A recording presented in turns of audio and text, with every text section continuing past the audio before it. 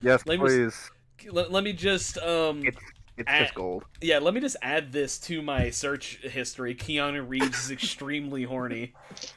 I told y'all about horny Forrest Gump, right? If I need your body, I'll fuck it. You come. Welcome. In 2077, what makes someone a criminal? Getting caught. Getting cut. In Night City, you can be. I want to go back to the sex school. This is weird. Anyway, so are we ready for the story time real quick? Sure, yeah, go for it. Alright, so last week I started going to the gym again because I got my second dose of the vaccine. Oh, Christ. Woo! The very first day I go back to the gym, I come out, I look at my car. One of my hubcaps is missing. Oh, that's unfortunate. It probably fell off. I walk around the other side of my car. Another one of my hubcaps is missing. They got stolen. And here's the thing. This is a very nice gym with like a lot of security cameras, but the people who stole my hubcaps only stole the front two because they could hide behind other cars, whereas the back two, they were more open because there was a pickup truck next to me. And I'm just sitting here going, like, my hubcaps were ugly. Like, they were scratched up. I bought them, like, with the person who would hit curbs a lot. Like, they were not pretty, but I was still like, fuck, man, I got this car, like, not even a year ago, and you're stealing my hubcaps? And so my dad tests out how fast it would be to take the hubcaps off, since they're just, like, clipped to the tire. He didn't even have to stop walking to grab it. He just bent down a little bit, pulled it, and it popped right off. And I'm just sitting here going, fuck, man. So I had to make a police report for plastic hubcaps with no nothing. And then my dad was like, we shouldn't even make a fucking insurance claim on that because the hubcaps are $75 for a set of 4. Okay. Look, I'm sure this is priority number 1 for your local PD. They're on it. Like, oh yeah, well, like, there's like, I missed my 2 missing hubcaps, and then the guy who got arrested for child pornography this morning. Those are about equal. They'll be on my next. I have been missing a hubcap for about 4 years now. Trust me, it's not that big of a deal. No, Yeah, but it's the principle of it. They stole it if it fell off. I have one that I intentionally keep off. It's just sitting in my garage, but the way that I hit something with that tire, like it's like the car didn't hit something. Something hit that tire, like while it was parked, and it bent the hubcap enough that it, like, if I have the hubcap on, the the tire stem like is bent, so you can't get air in or out of your tire if I have the hubcap on. Fuck. That sucks. Yeah. And, North Dakota, like, especially right now, you kind of need that because you'll literally wake up and it'll be 20 degrees, and then by lunchtime it's 80. Yeah. No, I noticed that when, like it was, like, frozen for, like, a week down here. I'd get in my car, and it would scream at me that my tires don't have any air in them. And I'm like, look, I put air in the tires right now, and in a week, they'll explode. I'll forget about it. There is nothing worse than the middle of winter because, like, you have to put air in your tire, like, every third day. And you're standing outside at, like, the free air pump in, like, negative 20-degree weather just trying to balance it. And you're just like, fuck this fucking shit. Mm. Yeah, exactly yeah, for sure. I don't like dealing with tires because I have to sit in a squat position the whole time because it doesn't just clip on. Oh no, you have to hold it there. And I have the shittiest knees I could possibly have. So, I had a stool. Yes, I don't have a lot of cartilage in my right knee at all. So, squatting beyond 90 degrees is, like, sharp painful. So I had a little, like, stepping stool in the back of my car. Before I had the car I have right now, the stool stayed with the car. And I would just, like, pull it next to the tire and sit. And people would like, oh, you're so smart. And I'm like, no, I just don't want to sit on my ass on the concrete. I just have this. I'm not gonna lie. Sometimes, and by sometimes I mean a lot of times, I'm a little bitch, and I just drive over to the farmers' union. I'm like, "Hey, you guys do this for free, right?" And they're like, "You motherfucker!" And they just grumble because it's like you like, hey, it's for free. It's meant for teenage girls and old ladies and like people that just don't know what they're doing, not lazy motherfuckers that can do it and they just choose not to. What? Just air Yeah. up your tires? Mhm. Wow, you are a little baby bitch, huh? Only when I it's mean- like -20. There's When it's, no like, free when it's, air like, around reasonable. here. Okay, I'll amend my statement. You're a big baby. The closest thing to free air near me is like begging my dad to take his tire compressor out of the back of the garage for me. The closest thing to free air is to just put your mouth to the end of the tube and start blowing. That's not how that works. I know. Nope, I will be there forever, and my mouth will be disgusting. Oh, what that mouth do? Apparently get tetanus. Mm. I'm vaccinated. So how about that D&D game tonight? Yeah, let's well, we already descended to Avernus, so let's ascend out of Avernus. This is the DLC. This is actually the sequel. Sure. Descender Ascent into out of. Avernus. Yeah, Tyga has wings, so I can just fly each of us out of here now, right? Just one at a time. Yeah. That's under the Just assumption straight that up. that's under the assumption that we're getting out of here. I can 100% say that I'm probably not getting out of here. In fact, you may be descending further. Yeah, Yeah. there's that. Well, no, technically it's pandemonium, so it's another plane. You know, it's fine. No, Yeah, you know, it's You're less... just going horizontally. Yeah, exactly. No, you were actually completely correct. He's going to the southeast, kind of. There are no directions in the planes, but you know. He is basically sliding over. He's like going to the apartment next door, but the apartment next door plays really loud, like math rock, and it's full of meth heads. That's pandemonium. Yeah. Well, it's kind I of mean, like the how airport- next door to us is a law office, and then you like pop right next door, and it's just like a cat paradise. Like, I don't know. These can be in the same neighborhood, apparently. Sharamong might get out, so I kind of might get out. Which is just fucking killing me that that's happening. But you know, you remember how we were like, "All right, Oh, no, guys, make sure to make characters that you really like for Brandon's game, because that's gonna be like our long form like Forgotten Realms deal." And fucking Isaac's over here like, "All right, bet." Hey, you know, a character is only as throwawayable as you feel like. No, I hope things go as like go well, because the outros I have planned for both Jeramong and Walker have your second pair of pants ready. Oh, all right, cool. Well, then we better fucking get to it then, because Emily gets cranky around 10:30. Okay. Second pair of pants. So, yeah. So, we last time on Dragon Ball Z, we found the sword, right? And we got the sword, and now we're going to fight the people. Is it already, y'all? Come on. All right. Well, here we go.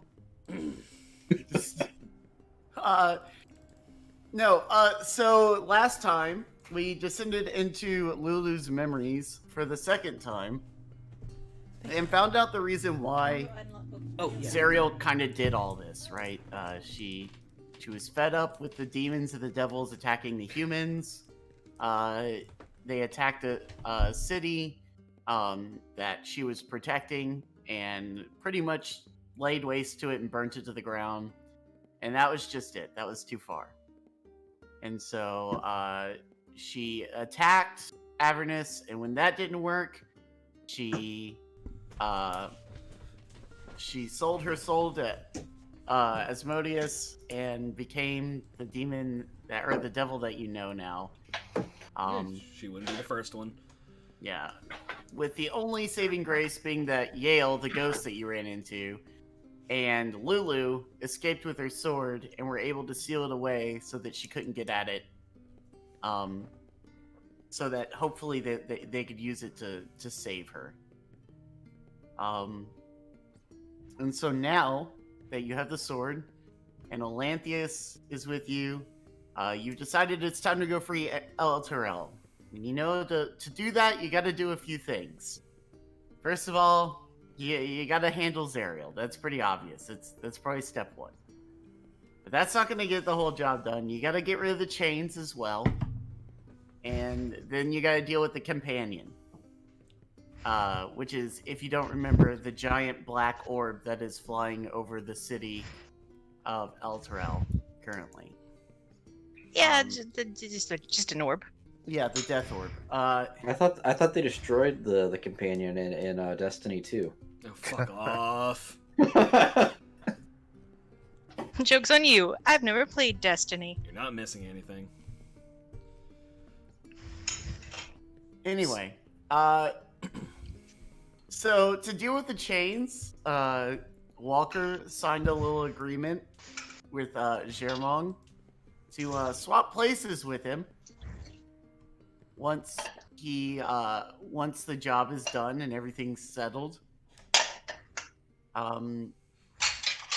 And upon receiving the sword, Ty essentially turned into an angel. Good for him, you know? You know, grew wings,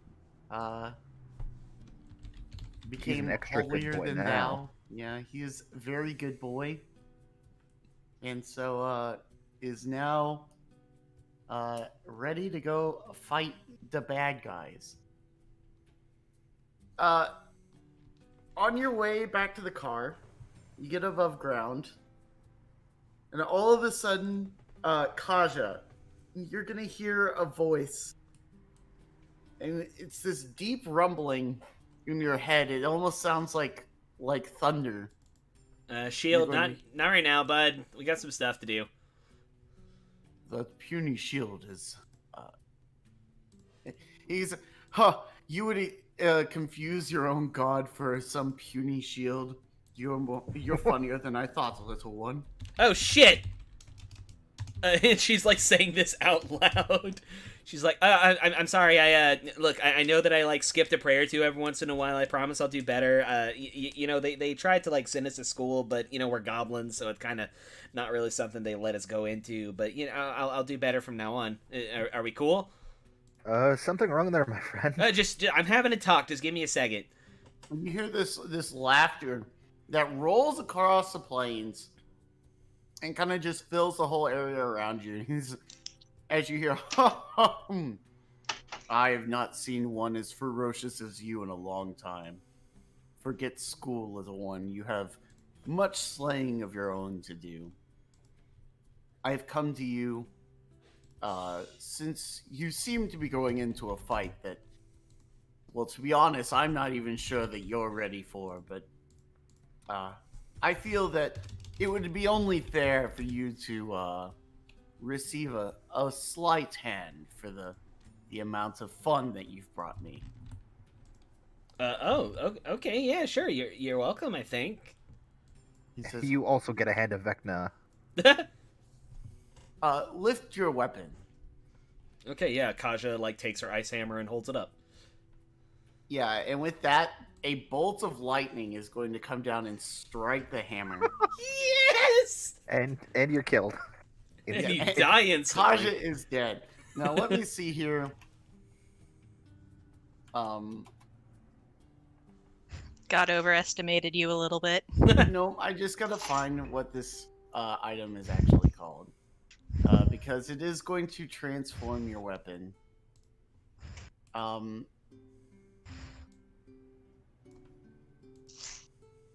So this is going to change the weapon.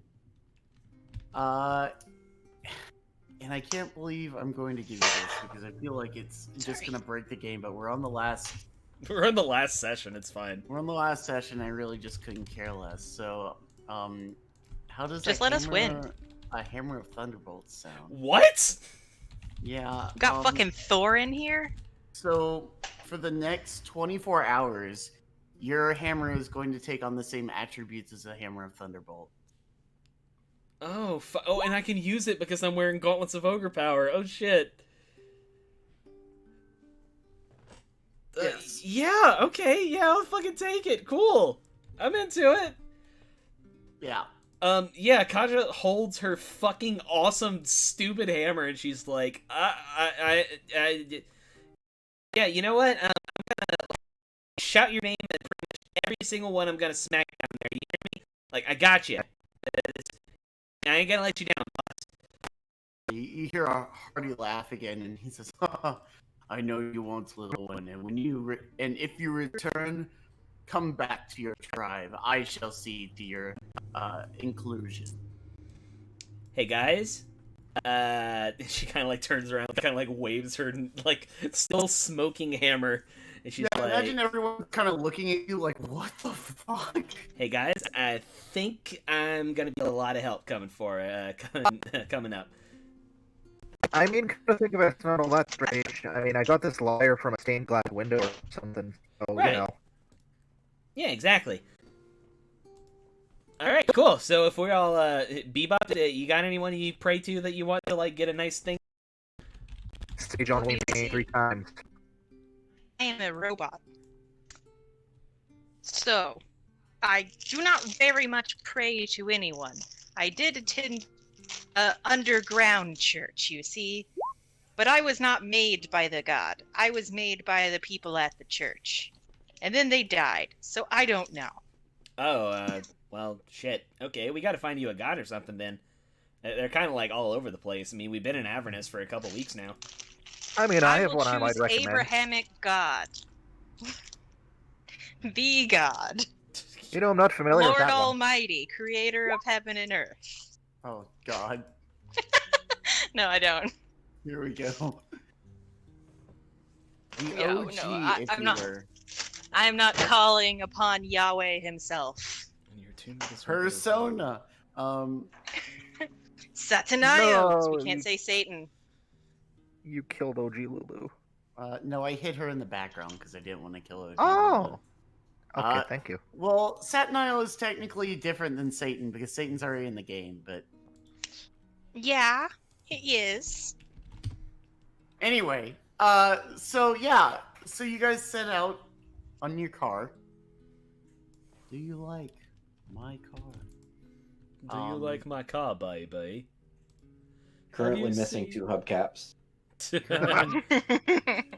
Yeah, those damn red caps came back, and so Yeah, yeah, I taught them a lesson. Took my I think fucking they taught hubcaps. you a lesson, but okay. I lived. I live, bitch. Gonna super glue my hubcaps to my wheels next time. To be fair, in true red cap fashion, no witnesses, so it never happened. I was even parked right next to the door that is like an entire like big glass window area. These fucking motherfuckers. So anyway, so as you head towards El Terrell, which you can see floating above the Styx River in the distance, you see behind it something that appears to be a giant, almost monolithic thing floating through the sky towards it. And below the city, you can just see what looks like a mess of people or things just like almost writhing in conjunction together, back and forth. So before we get any closer, is there anything else that anybody would like to do before we go? This is your point of no return. point of no return. I'm gonna look for a shop. You could I'm probably. kidding. Oh, okay. I'm kidding. Okay. It's just Unless the you're fucking, being. I have like 0 money. I have 3 gold. So the traveling emporium just happens to be around. Did we want to go enlist Mad Maggie's help? I think we decided like on like a different plan of action, kinda. Right? Like, am I wrong there? I just got help with the chains. If we were doing anything else, like That's fine. I just found a way to get rid of the chains. I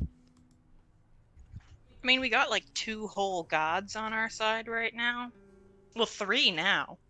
So Who's the third one? Tempest, Jeremong, and who else? My I wife. mean, Shut up. we have an angel. That's somebody who has been blessed by a god, kind of technically. Yeah, I suppose that's kind of fair. Well, I mean, I'd say I'm more half celestial now than.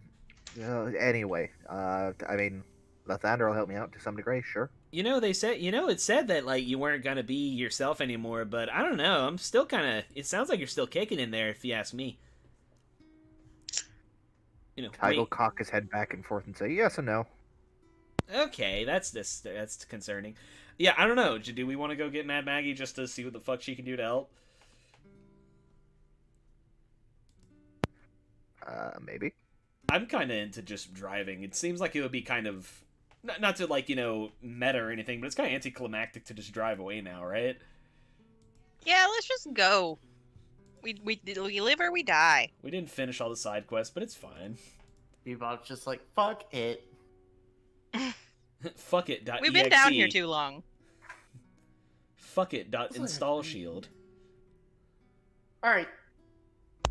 So as you head closer, you get within probably walking-ish distance, and as you get, or I guess I say, as you approach, you see Elturol hanging above you over the river Styx. The iron spikes that anchor the city have dragged it nearly to the river's banks. Within a few hours, Elturol will sink into the Styx River. Hordes of distant demons fly around the city like gnats, and a battle rages fiercely beneath it. Thousands of fiends clash in Elturel's shadow, and at the center stands a being wreathed in flame, striking down demons with tireless fury. Lulu points at the figure with her trunk and whispers, "That's her. Zariel stands exactly where she always does, where the fighting is fiercest." So you can see, probably between you and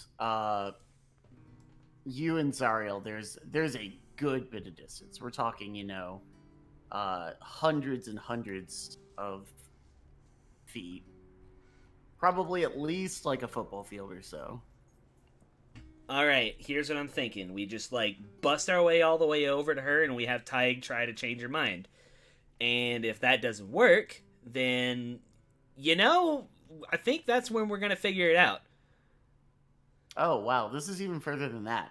This says it takes place... So this is basically a giant open field. Zariel is about a mile away from you. Fuck. That's not so far. We'll be there in a few minutes. Tyg's just gonna strum his lyre once, and then Tyg is suddenly a mile away. Oh? Project image, bitch. Huh. Good call.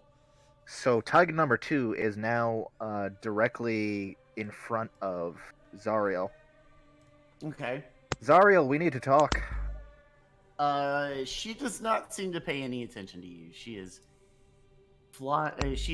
slaying demons left and right.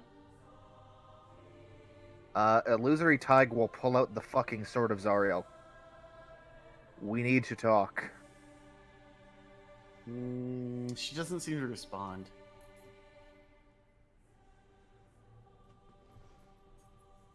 We tried the nice way. Let's try the fun way.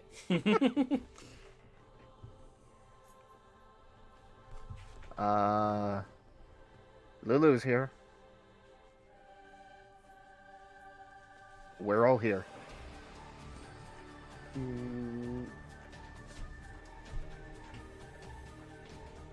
Let's see here. Let me find a character sheet. You need to stay your hand and have to listen to what I have to say.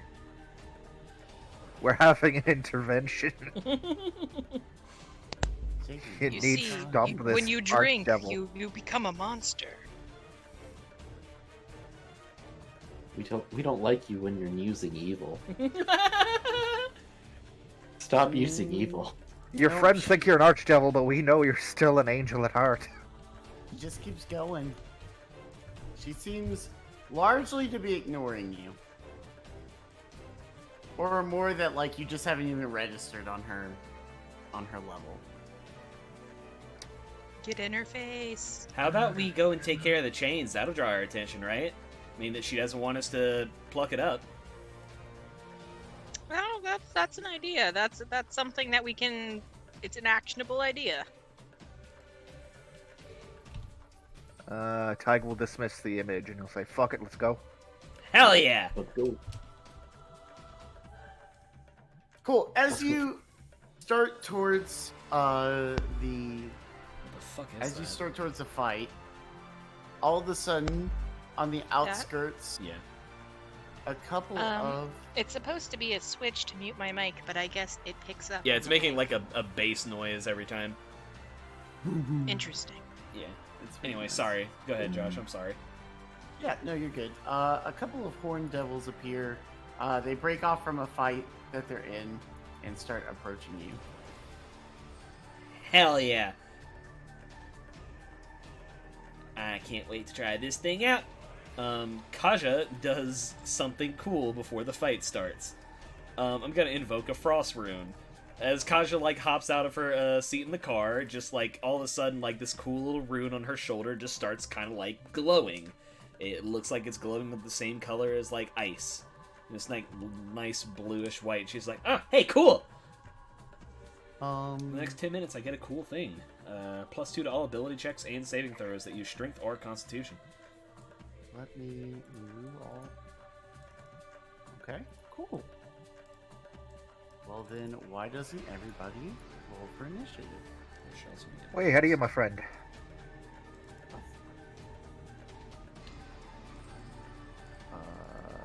Initiative. Em, are you still, I'm currently eating food, but I will pull up roll 20. I'll roll your for yous. Damn, Bebop, alright. Also, that is not the correct amount of health. Because this is an old map. I also never rolled my fighter health. You. Oh, thank you, Tempest. 197 health points, boys. So close. Damn. So close. You're more than double Tig's max HP. I almost hit 200. But would have taken the tough feat. Oh, I did take the tough feat. That's why I have all. Oh wait, I have the tough feat.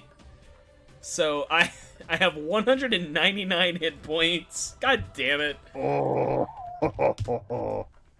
It's close. about as close as you're gonna get, bud. I Fuck. don't think we're gonna get another level. No, we're not. Quick, somebody give him 1 temp HP. Bob, you're first. I'm gonna take a shot at the one on the right. Okay.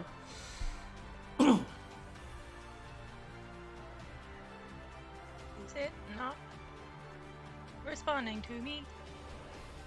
You might be clicking on the inventory version of it and not the attack version of it. Make sure it's under attacks and spell, or it's above Alright, attacks and got it. spellcasting. There you go. Got a 29 for the first shot. Yep. I reckon that's a hit. 17 on the second shot, Nope. and a 14 on the third shot, so 1. 7 piercing damage. Wow, minimum damage. Wow. Yep. Bebop's starting it off weak. It do be like that sometimes. You know, they're just trying to make y'all look a lot more impressive. Bebop is the most consistent damage dealer we have in the party. Until You know? I do my stupid bullshit whambo combo slambo. That ain't Falco. Alright, Tig, let's see what new Tig's got. New Tig is even more dumb. He flaps his wings in a single burst and crosses the distance here. And then he pulls out cast the Sword of Hypnotic Pattern. Zariel. And he swing with Sword of Zariel. and misses with the sword of Zariel. Damn.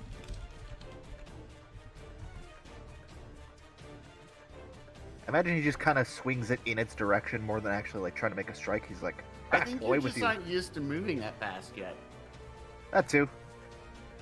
It's like how Sonic would actually run into walls with how fast he's going. He wouldn't be able to see shit. Just immediately turn himself into paste. All right. Horn Devil number 1. Let's see here. This boy's gonna fly here. Horned devils used to be called cornigons. But no, go away. Shoo. Oh, I cast shoe fly. Don't bother me as a reaction. Well, I think only one of them hit. Anything that flies has to immediately shoo. I think only one of them hit anyway. Because I imagine a 22 hits, but an 11 and a 12 definitely don't. That's good. So At you'll this take point, an 11 and a 12 better not. You'll take 13 to assist. It's not that far from hitting though. Before I cast all my buffs. Yeah. 13, you said? 13. I'll half it. Half it? Okay. Take 6.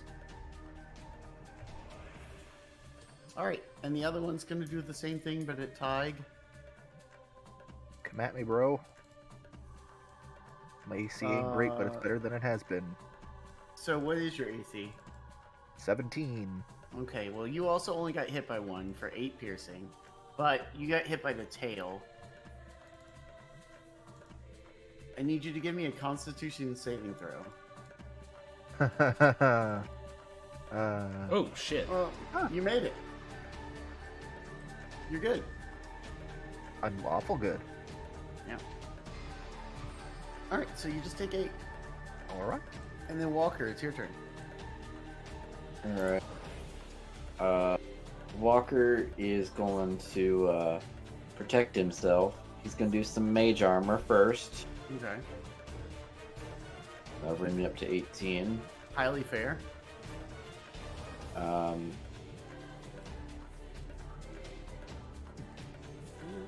That might be all I can do because all my bonus actions depend on me doing other shit first. Let me look. I mean, I could run away, but...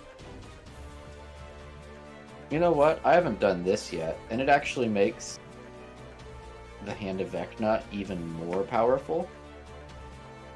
I'm going to bonus action cast Shadow Blade in my offhand. Ooh. Okay. And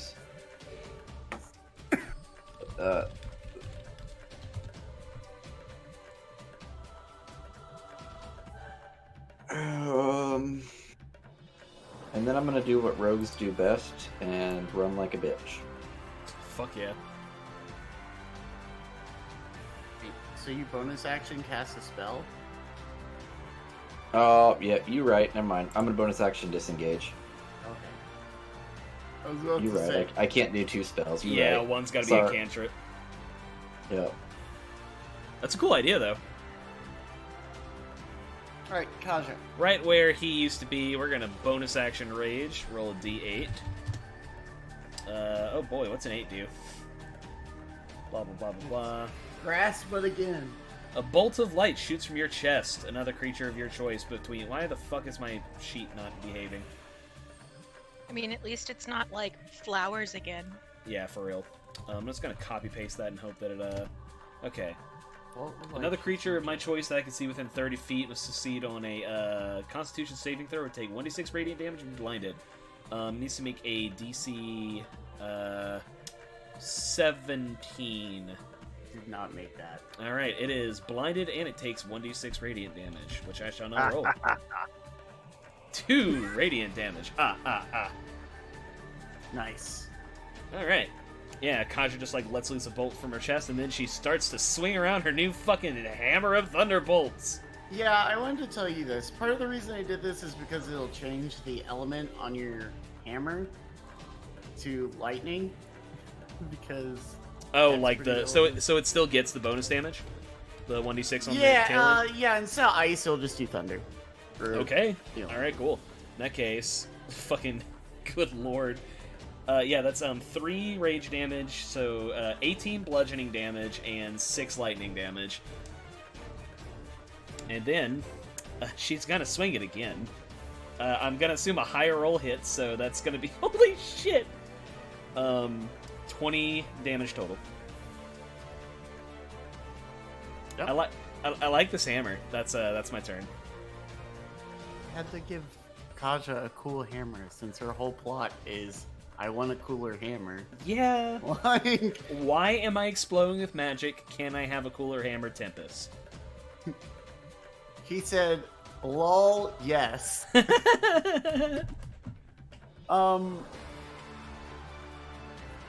gonna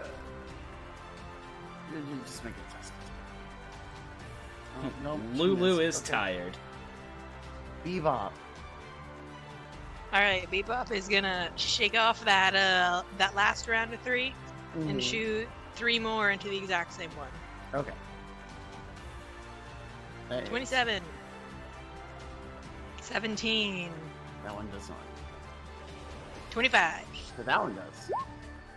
Alright, and that'll do a total of 22 piercing damage. Good stuff. Nice. Woohoo! Ty. Rightio, I have this shiny new sword. Kind of want to hit something evil with it. Fuck you, devil. Okay. Donkey roll. I'll be over here if anyone needs me. I just want to hit you with the sword. You know, it's kind of poetic. Tyke has never really been like a fighter. It's always been a lover. Exactly. It is Horned Devil's turn.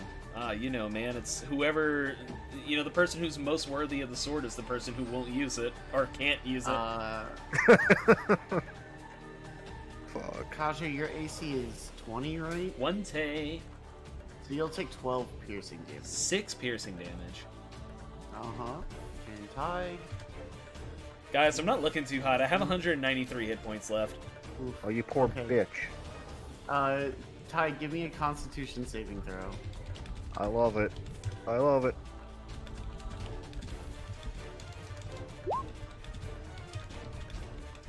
Less you good.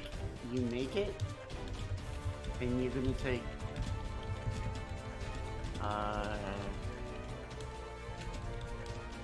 34 Holy shit! damage.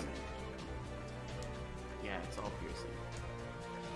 As this guy manages to stick you twice with his fork and then whip the tail around to catch you in the leg. You know what? I can say now this wasn't a very good idea. He's like, you know, now that I think about it, never done this before. Don't know about this one, guys. Alright, Walker. Okay, moving here. I'm gonna do a stab. The rapier yeah. that does Yeah. magic. Fuck yeah.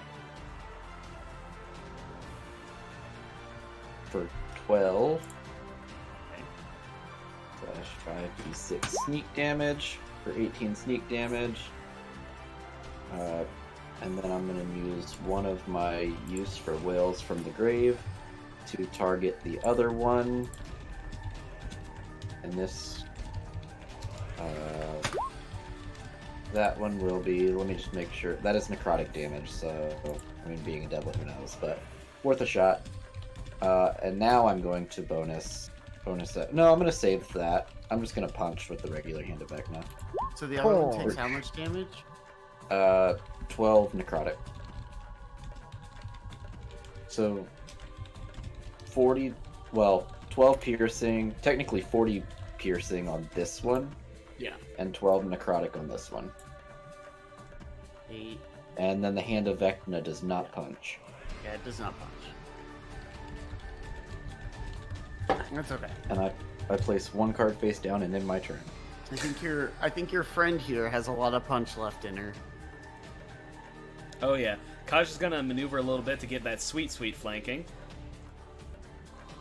And then we gonna do some rolls. 22 to hit. Yep. That is the 28 damage. Crit, I'll take it.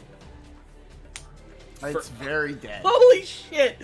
Yeah, no, Kaja just like does like a cool little hop off the ground, just smashes this thing's head into like a pulpy mass.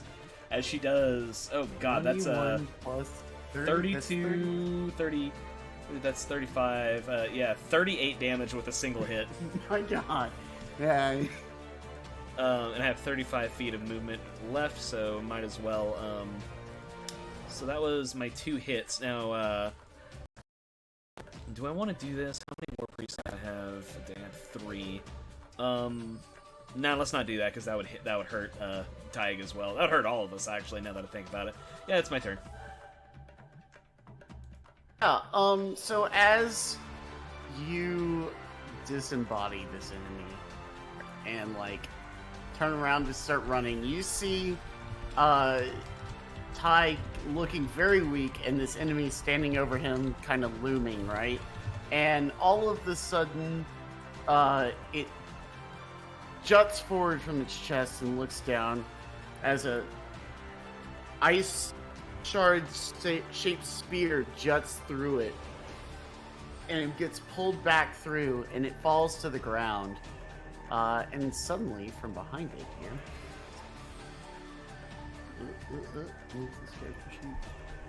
this guy appears. It's Santa. It's not Santa. He survived his encounter. Is it? Is it our boy? It is not your boy. Is it Clicky? Hi. It is not Who is Clicky, this? unfortunately. Oh, Clicky.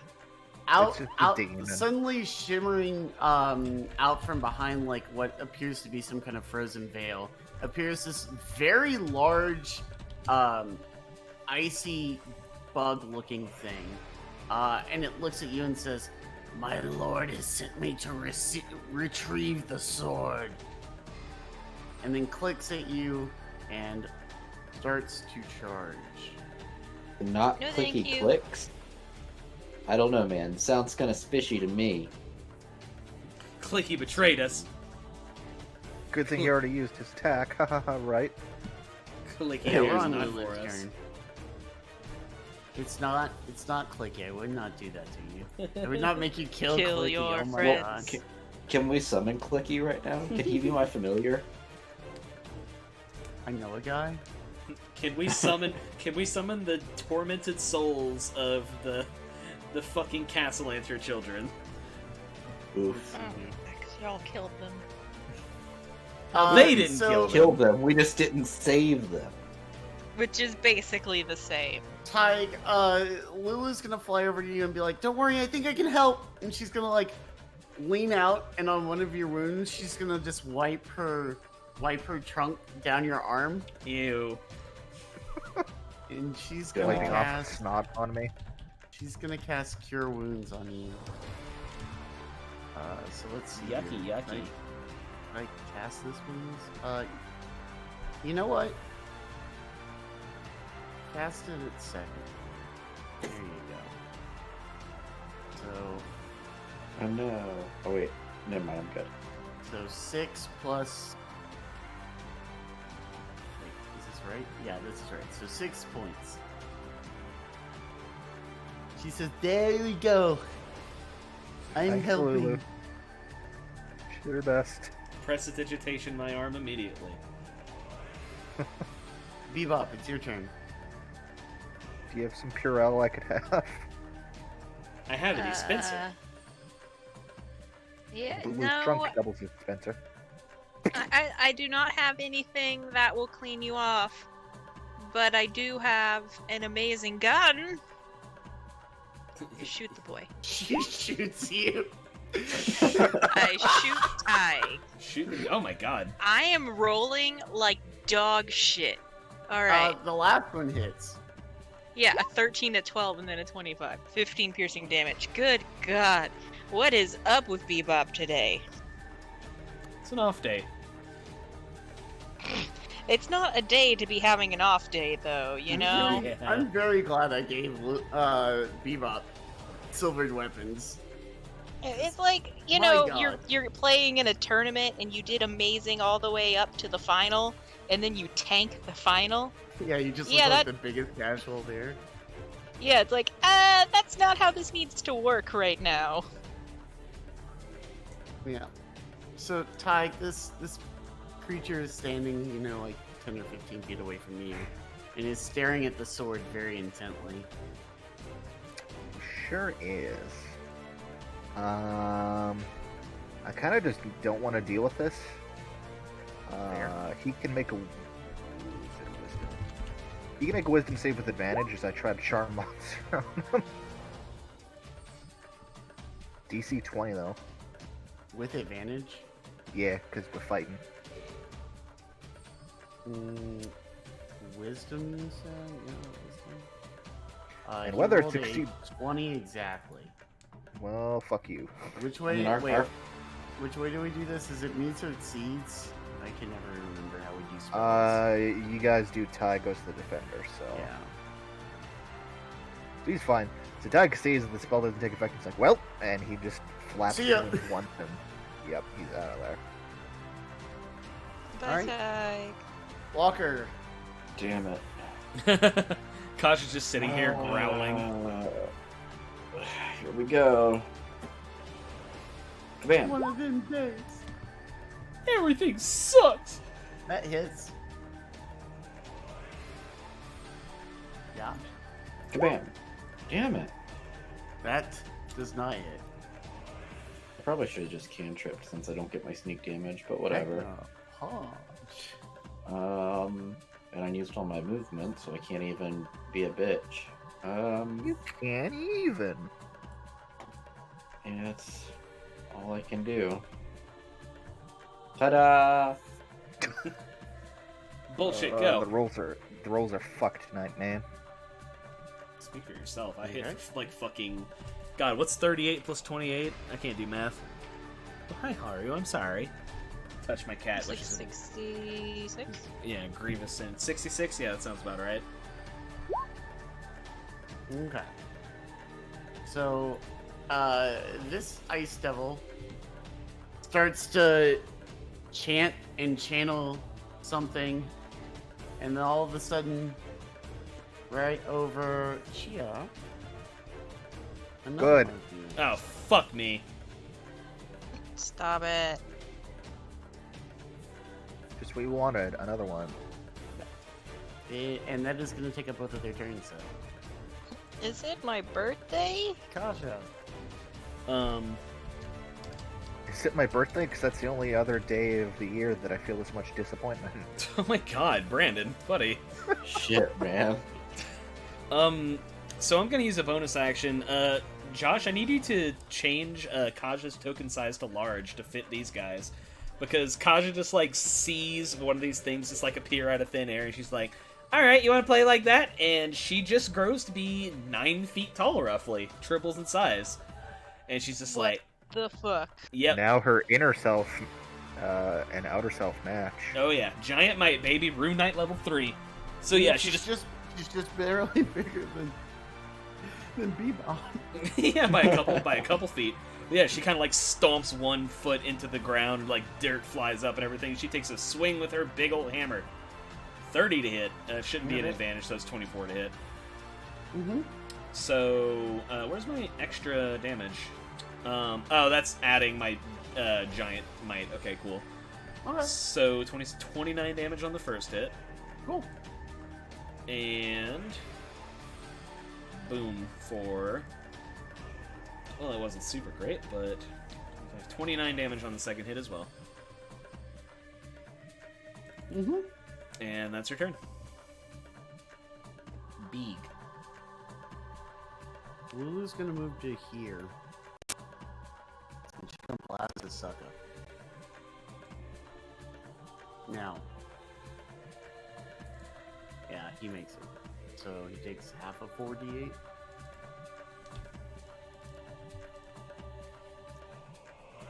I can use that 5 times. Oh my god. Okay. That's Lulu's turn. Bebop. So now that Kaja is big, and by big I mean slightly bigger than Bebop. Why don't I have big token? Anyway, Bebop's gonna move just a little bit to make sure that they don't hit Kaja and shoot that one 3 times. Mm-hmm. Fan the hammer, baby. Nope.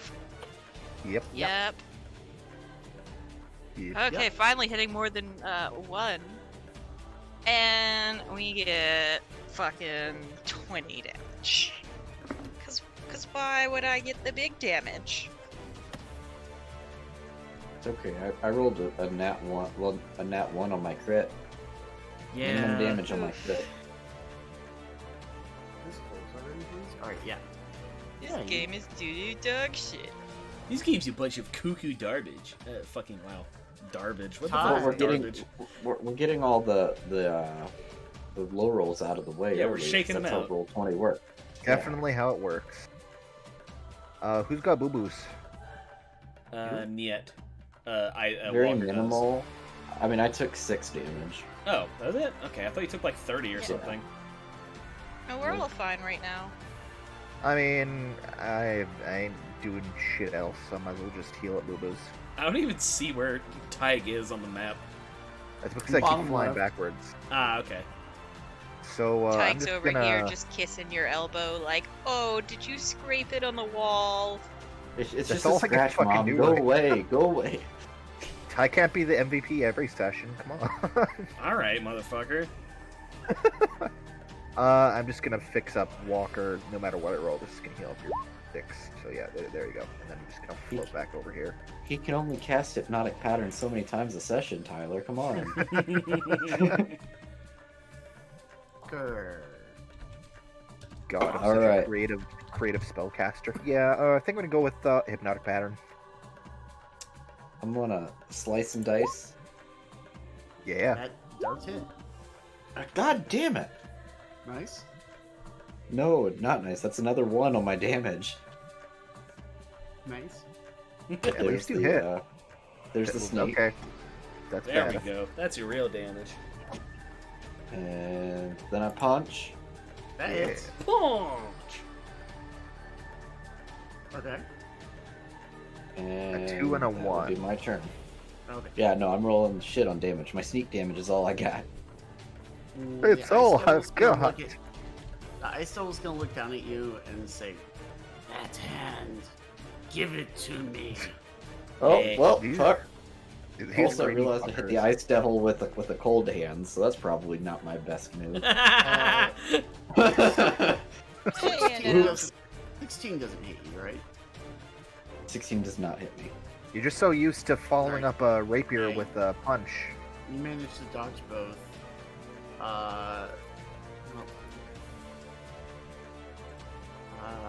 And then Kaja, same deal.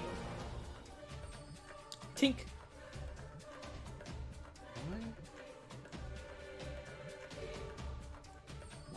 Why am I getting 20 messages on Discord right now? Oh my god. Anyway, Josh, Kaja. the school's on fire! They're from Discord, so they're definitely not about my school. Yeah, you know the school board Discord? Yeah. Kat just like laughs and she's like, "Hey, you want to wrestle, big guy? Let's wrestle!" Swinging for 30 damage on the first hit. I love this thing, Josh. Why do you give this to me? And 29 on the second hit. Thunk thunk. How's he looking? Pretty beat up. Pretty Thunk rough. thunk, down goes the punk. Let me think about this. That'll do, pig. That'll do. Yeah, that's my turn.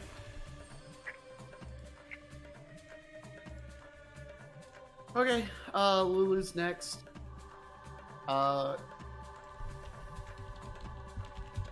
Tag. Yeah, she misses. Bebop. All right. I'm gonna try to finish off the one that Kaj is at. 21, 21. 18, 15. Any of those hit? 21 definitely does. Let's see here. Neither of the other two do. All right, we'll do 11 damage, and Bebop is gonna start looking down at their hands, going, "What is happening?" Start cleaning You're your having gun. flashbacks to the beginning of the campaign. Yeah. Oh god. Just start cleaning your Bebop is getting guns. really worried. Start to have that gun oil. Say, good. Okay. I'll Alright. take one hit. Tig, this guy is on his last leg over here. Okay, Almost. Tyga's gonna sign frustration. He's like, okay, I'm gonna give this one more try. He's gonna flap his wings, get his ass directly behind this thing, so I can get flanking. Yeah. I'm gonna fucking hit something with a sword tonight, okay? Yeah. I want you to. Yeah, that hits. Hey! I assume he's evil, so if he's not dead, he gets to make a con save. Let's see here. Is he dead? Yeah, he's very dead. 3d10. I'm gonna Holy use my shit. reaction. I'm gonna use my reaction to take his soul into a soul trinket. Okay. And then I'm gonna flap over here with my remaining movement, because I'm just so fucking fast! Yeah, there you go, man. It's all in the wrist. Just kidding. It's all in the fist. I mean, that's Isaac's credo now. Alright. Walker. Cut. That works. Yeah. Oh, okay. There's just... okay, that still doesn't punch. Nope. He still doesn't punch. I mean, that's fine. Ice Devil. Yeah, I mean, I don't know that it's getting better from me punching, so I'm still just taking the shot, but Sure. it probably is. Take That your shot. misses. Your AC is what right now? 18. Okay, that misses as well. Just barely though. It's like scraping by. You like catch it on your like buckler and like able to shove it away. Kaja. Yeah, man. Oh boy. Oh yeah. Just does she like thumps across the field and just like, you know, kicking up dirt as she does a cool little sticking move. And she does a cool little backhanded hammer swing for well, let me roll for the crit. 28 to hit. So 23, 28 damage. And then second swing for 19, 24, 28. 28 again. Yeah, double 28s, good lord. Yeah, you just wail on it. Hammer's doing like a cool crackling, and it's the same fuchsia color electricity she's always emitted, but it's like directed with a purpose. Character development, God's watching. Do it good. honestly. Alright, that's it. By the way, Josh, just so, so I know, mage armor lasts for 8 hours. Mm-hmm. So if Yeah, if we're going more than 8 hours, let me know. But other than that, I'm just gonna assume that my AC is 18 from now on. I think he'll be good for the next 8 hours. Okay, I think he'll be fine for the rest of guys, you want to take a long rest after this one? the Tig's like, God. yes. Please, spell slots, please. Bebop.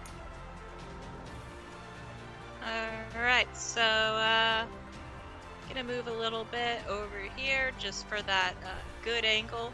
Hope and pray to whatever god oh hell yeah, I critted. Oh my god, did the god thing work? Oh my god, the god thing worked! Bebop is immediately like, tell me your name, bro, I got you. Bebop found Jesus. Bebop has become Catholic. Jeremon's like, hello. What is a god of justice in the Forgotten Realms? Let me Yeah, think it's about very dead. I'm gonna Yes. capture his that too. Give me them 2 bug souls. that. You could probably Bebop be a... found a god, but they don't know what god they found. If So you- that God of Justice, Tyr? Helm? Yeah, Tyr would be good. Helm would Tyr. probably be better for Bebop. Is we out of initiative? He is out of initiative. Okay, I'm gonna break one of the trinkets. Well, first, do we know who sent these? Like, have we encountered ice bugs? We haven't. So You've we don't know encountered ice. Oh, Fuck yeah. This is what Oh shit! What's his face? The guy in the lake. the mirror dude, right? Yeah. No, it's not Mephistopheles. It's not Mephistopheles. It is 100% Mephistopheles. is. He's not the one Yeah. capturing ice though. Yeah. You sure about that? Hang on. No, I'm pretty sure that's not Mephistopheles. Who's the guy that's trapped in there's a different archdevil. Different guys. The guy who, the guy who's trapped in ice is Levestus. Levestus. Thank you, because that's why it's called Tomb of Levestus. It's because like you freeze yourself in ice just like he is.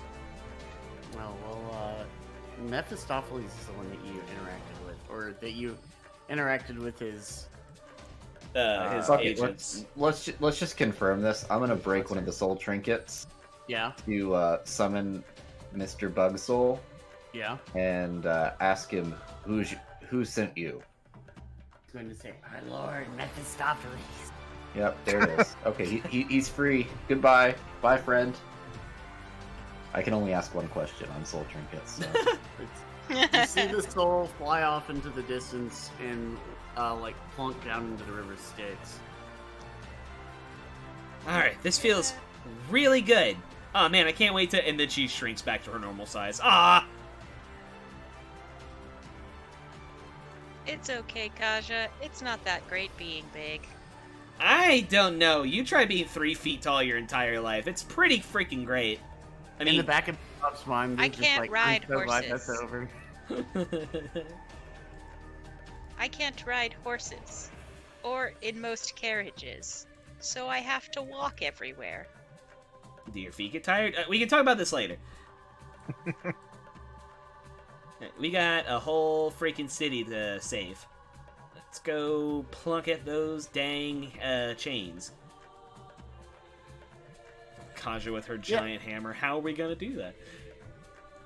So as you get closer, you see that essentially surrounding the bottoms of the chains are these just writhing masses of devils and demons going at it. Right, they're tooth and nail fighting each other basically as hard as they possibly can, with Zariel in the middle just going against each of them.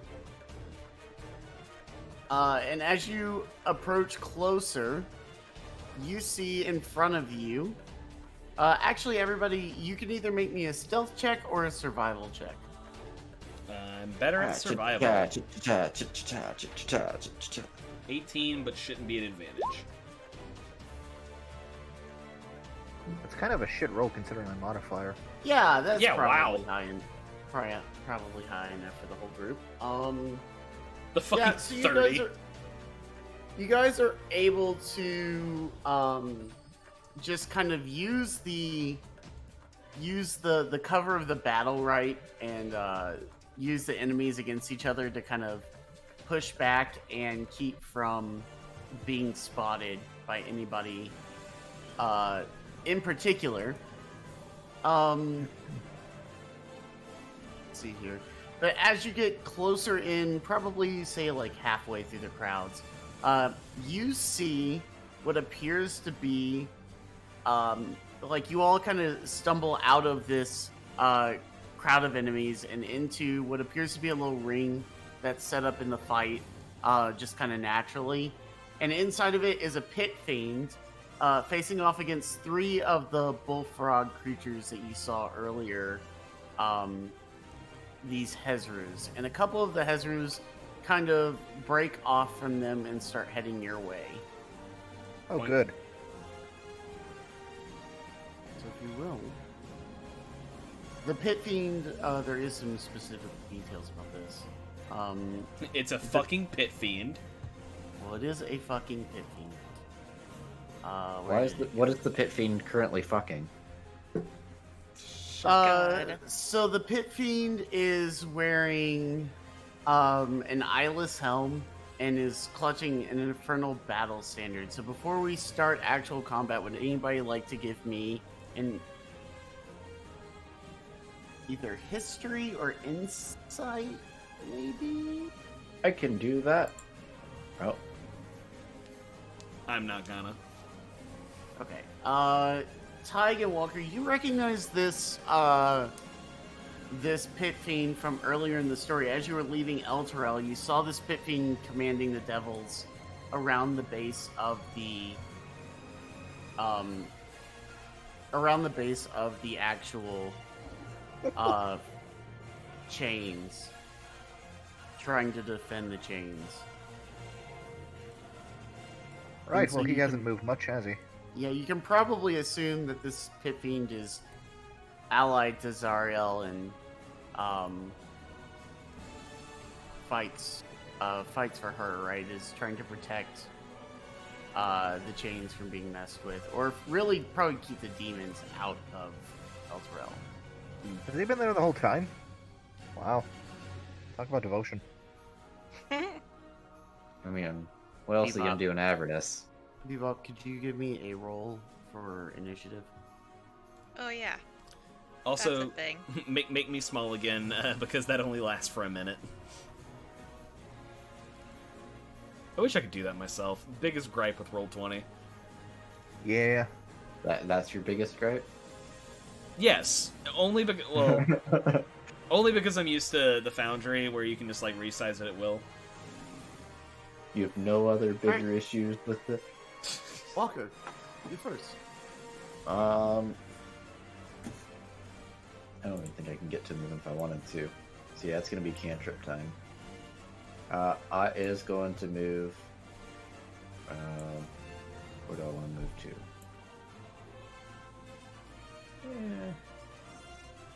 Yeah, it's fair.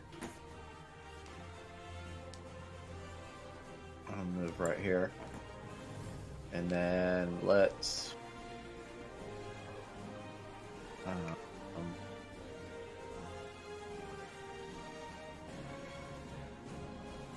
Let us. What cantrips do I have? I don't use these. Okay. Let's Ray of Frost the north one. Okay. Does a 17 hit? That's a great question. Yes. So that's 17 cold damage. Yeah. Not bad. And that's my turn. Hey, Lulu's next. Lulu's gonna come over here and Tig, how are you looking on health? Still waiting. 53 out of 89.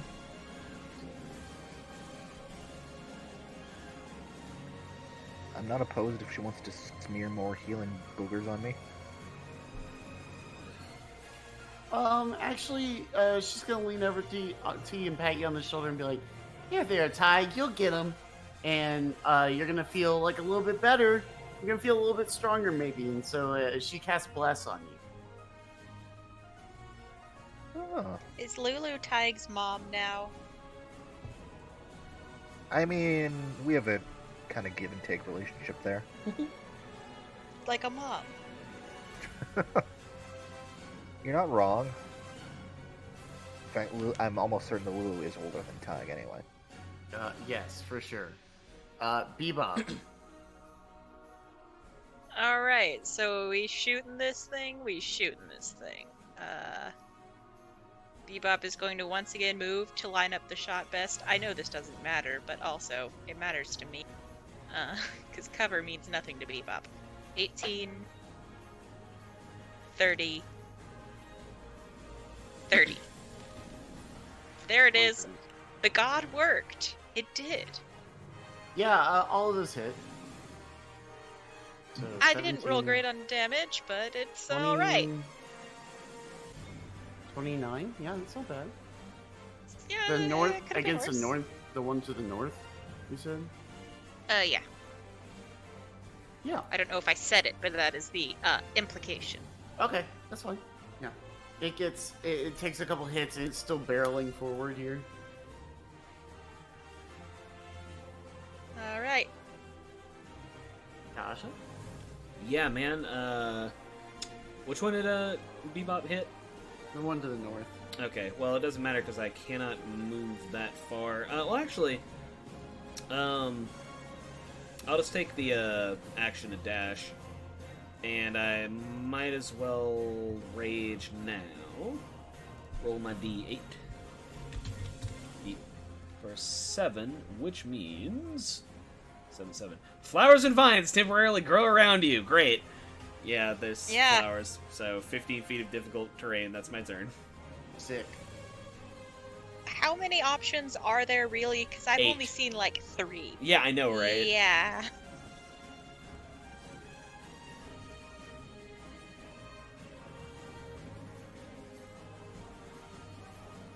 Ah, my plan. Whoa, get back there, you bitch. He dashed. Calm down. Love that we have our rogue wizard as one of our frontliners now. Kasha, I take mean, 21 slashing. I don't wanna, but I mean I rage, so it's fine. it doesn't matter if you wanna. I don't wanna. I wanna play Call of Duty Shooter Man. Sure, man. Tig. Imagine like at one point we just say no.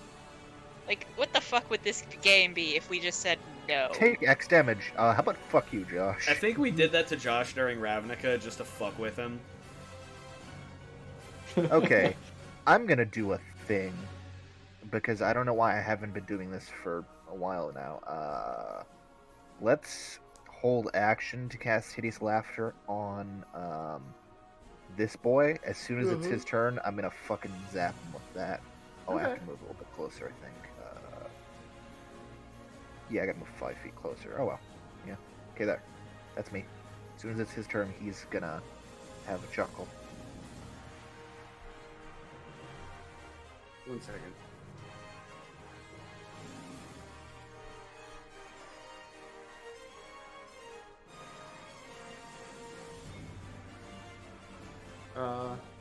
Yeah, so next up is Walker. Trying to think if there's any way for me to get advantage so I can get my sneak damage, but I don't think there is. So I just take a swipe. 16 hit? No, I believe that does not. I think it's really close. Yeah, it's super close, but it's not quite. I punch him. Damn it. That's less. Do I have inspiration or some shit? Like, Josh has given like one person inspiration once this entire campaign, I think. I'm awful about giving inspiration, honestly. I don't know But anyone it's who's an good at extra giving thing. it, so I like. So you'll remember to do it sometimes, but like you don't want to do it too often. Otherwise, it like doesn't feel like it's worth it. But then it's like, well, what I is feel like I inspiration? gave inspiration to Kasha at the beginning of this. Session when I gave her a fucking hammer of thunderbolts, yeah. you know, I love the man, but the only time I ever got inspiration from my first DM was when I had my character fucking die for their ideals. And he was like, you know what, your next character can have 1 point of inspiration. I was like, thanks. My It was old probably DM would the- usually give me an inspiration point if I A, figured out his plan before he said it, or B, made fun of Tyler in an especially funny way. Yeah. I'd like to retroactively. I'm going to retroactively give Tig inspiration because I think it's very in character that he would have picked up the sword and taken it. Right on. I'll take it. but My, that's my turn. my old policy Sad for face. inspiration used to be if they made a sufficiently terrible pun. And that eventually led to them trying to do it as often as possible. Yeah, no shit. Yeah, it snowballed pretty bad. Yeah, you broke the game yourself with that one, bud. Yeah, like, I did. that's To a be fair, very the easy puns- way to get inspiration. The puns got worse and worse, to be fair. We started drawing at straws. Yeah. Go, Lulu.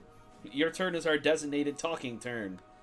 Also, you know that if you implemented that in any game I'm in, regardless of whether it actually gives, well, rather, if it was like a secret rule or something, I just constantly be getting inspiration with no idea why. Walker, Tykes or Lulu's gonna come up behind you here, and she's gonna poke you in the back with her trunk and be like, "I believe in you." And she's gonna cast protection from evil and good on you. And it hurts.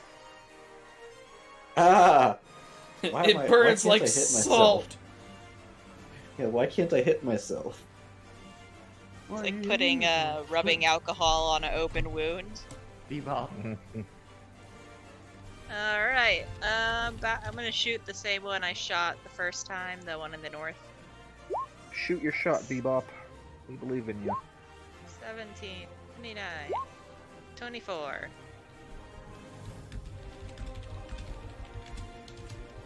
I don't know about the 17, but I'm pretty sure about the 29 and 24. 29 and 24 both hit, yeah.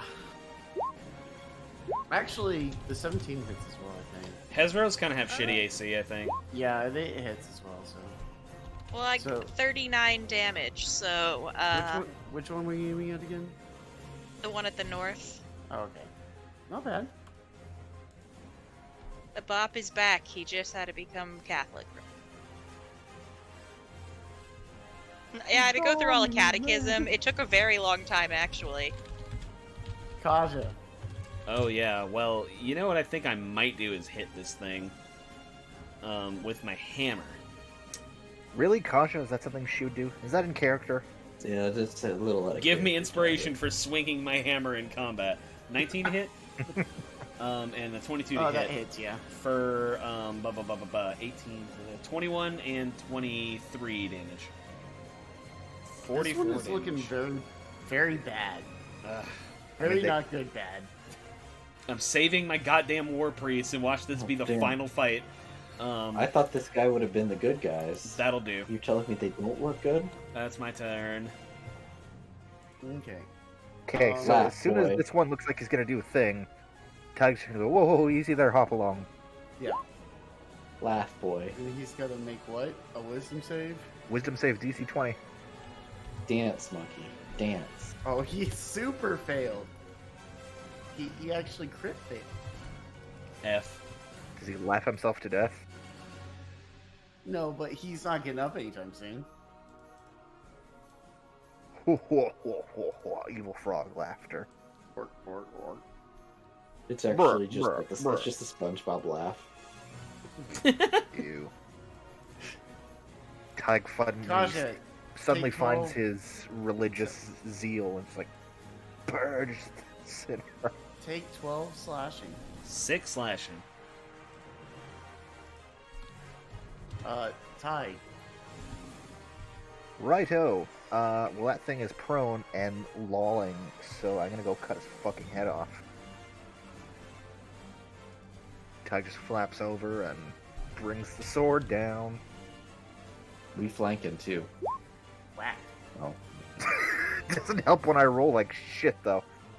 So he just hits the ground while this guy's rolling around, and he just, you know what? I'll just leave it to you, Walker. If it's all the same. No, He's gonna come flap back. back. He's gonna flap He's back. like, I looking want the really... flanking! I want the. Well, I need the sneak damage too. Oh, you know what? If you want the help, fine. Tag's just gonna Yay. look down at the ground, really like, let the team down. Ka-chow! 27 to hit Yep. for 13 Yep. and 17. Oh, wait a minute. I had bless. Oh yeah, so wait, D4? yeah, if you have bless, you get plus D4, so it's a guaranteed hit. Really? 17 hits? Yeah, 17 hits. Oh, okay. Well, then he takes that much damage and he gets to make a con save. Okay. Fails his con save. Then he is blinded until the end of his next turn. He's on the ground and blind. Oh, I guess Anyway. I would have had advantage either way 27. because he's prone. Yep. Oh, so I really didn't need you there, but thanks anyway, bud. Kiss, Well, kiss, you know kiss. what? Moral support. I'm gonna Okay. fly away anyway, 'cause fuck you. Okay, so that's I mean, 13 I don't piercing, need this. 17 on the sneak, Yep. and a punch, a crit punch, Double crit punch! Launch. Oh wait, okay, so the Crusher Feet does something on a crit too. What does it? And it's gnarly. I'm pretty sure. Where is it? Feats.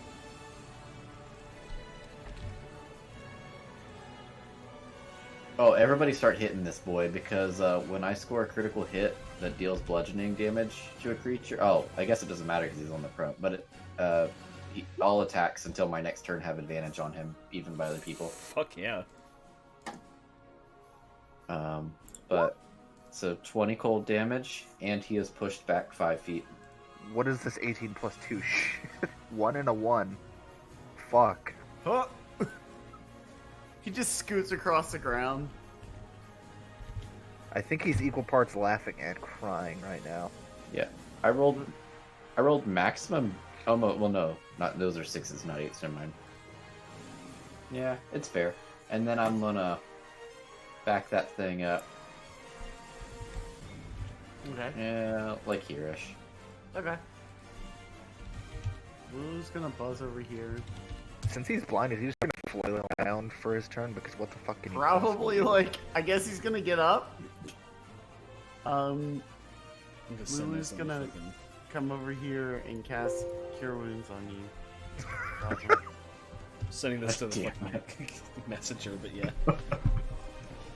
10 points.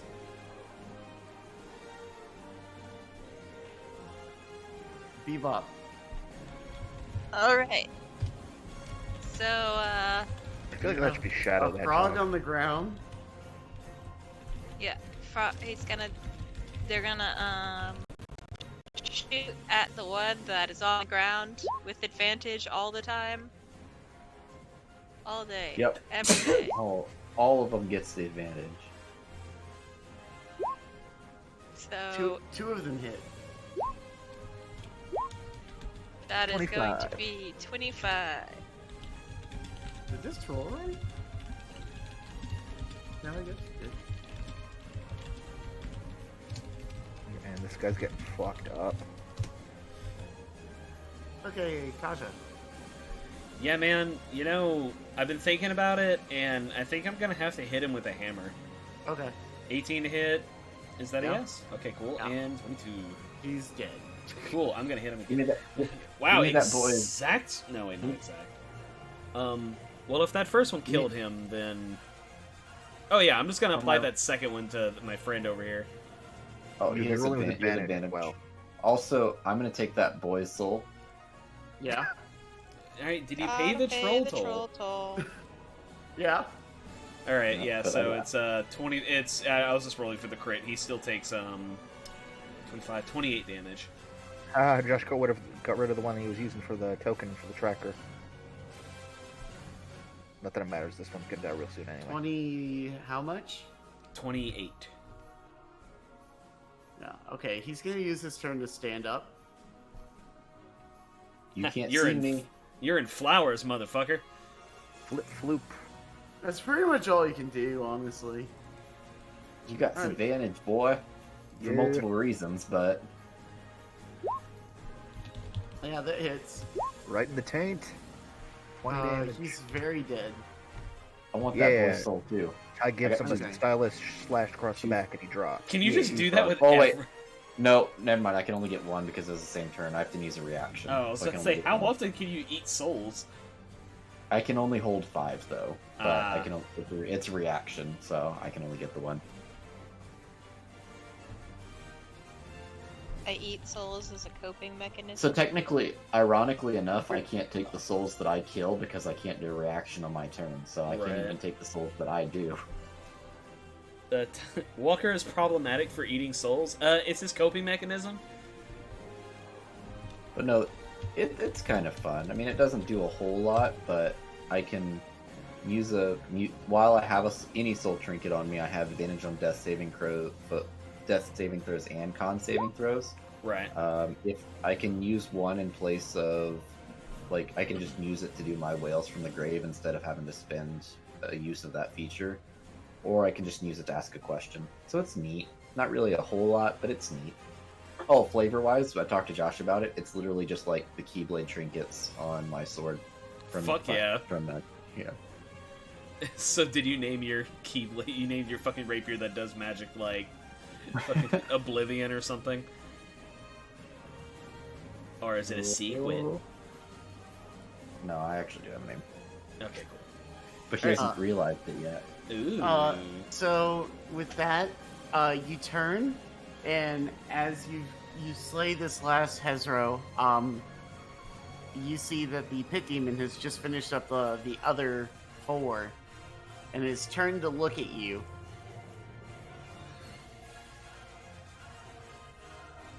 Fucking Right. shit.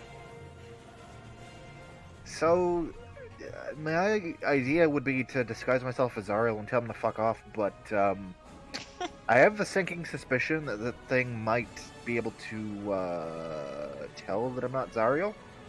Or Also, not. when you try to say fuck, you can't. Josh, It- make me big. Okay. It looks at you and gives a short, curt nod and looks at the Hezros, and then turns around to fly away. Oh, fuck. Never mind. Don't make me big.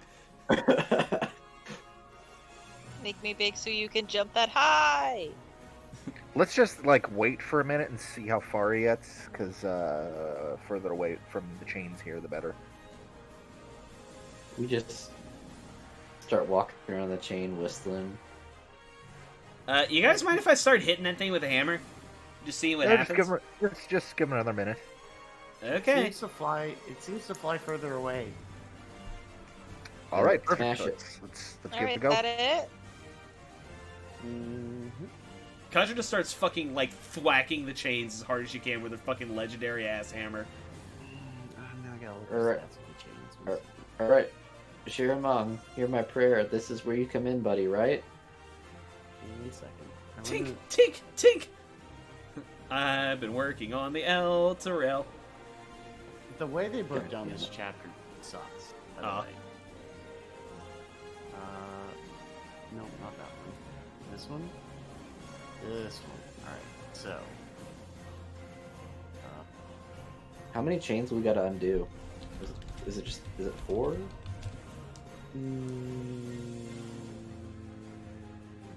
Do we know this? Are we able to Yeah, visually you can see? see them, but I can't remember how many it is. 1 second. Let me check the map. 1, 2, 3, 4.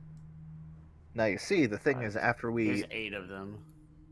we do 4 of them, we're gonna have to hit the other 4 simultaneously. Otherwise, when Elturel goes back up, it's gonna be slanted. We do the 4 on one side and it just flips over like. Sorry. All the buildings fall off and land in the river Styx. Whoops. Kind of bungled that one, guys.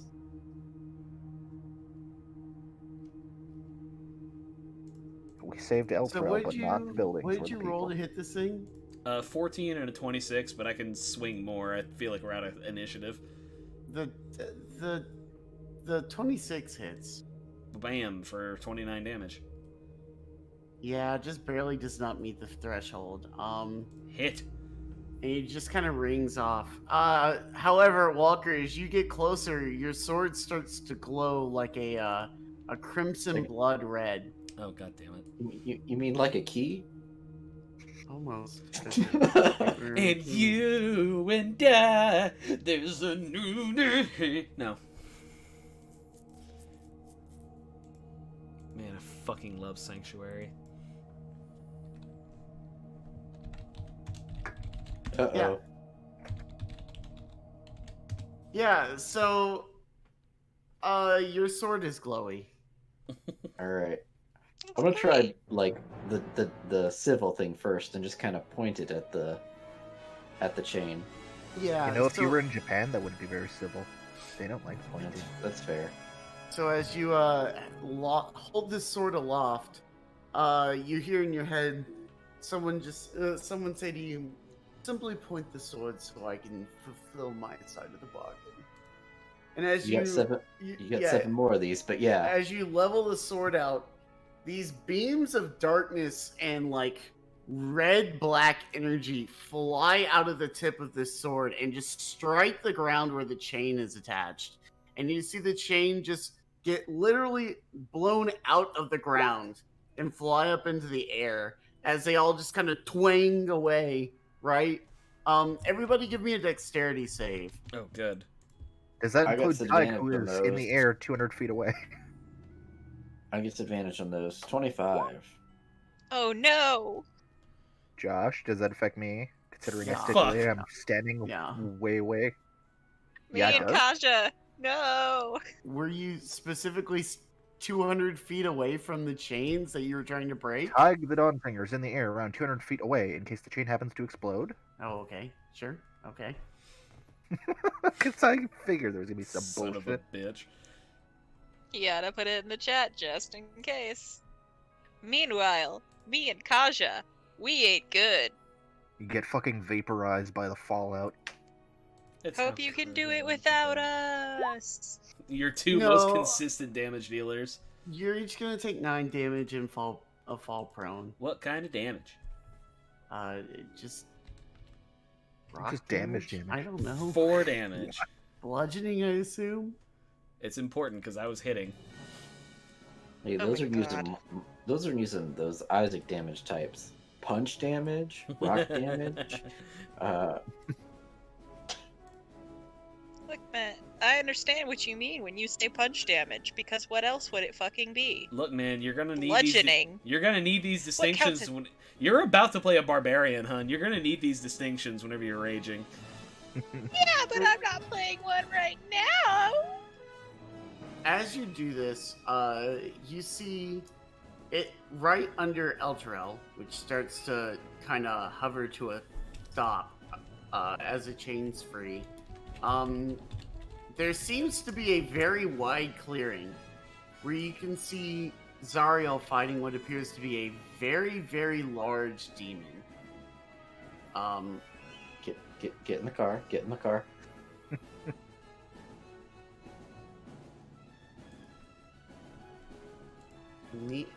Yeah, if you get closer, I mean, like, these devils and demons alike have just, like, stopped and are watching this fight, right? Like, it's one of those classic, like, medieval, like, the two warlords are fighting each other, and so everybody around them just kind of stops and watches.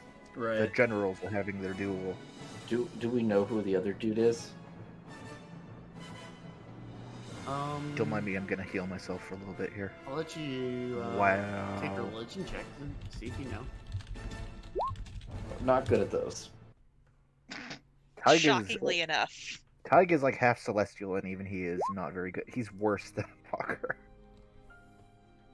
None of us paid attention when we went to church, apparently. Yeah, and We Bebop's the sat new there the whole convert. time. Sat there the Bebop's whole new- time looking at all the stained glass going, wow, and that's Bebop's really a new expensive. convert, so it still has problems like on the standing and sitting down and knowing when to do things. But he didn't say kneel. Why are we kneeling? Because you just know that you kneel at this part. But well, how do we know? Me though. When my knees started getting really bad and I stopped kneeling in church, I would get really, really, like, side glares because I was in high school and refusing to kneel. And I'm just like, it hurt. Please. My poor body. Yeah, none of you can tell what kind of demon this is. You just know that it is It's a a very big demon. big demon. Yeah, no, none of you know what demon it is.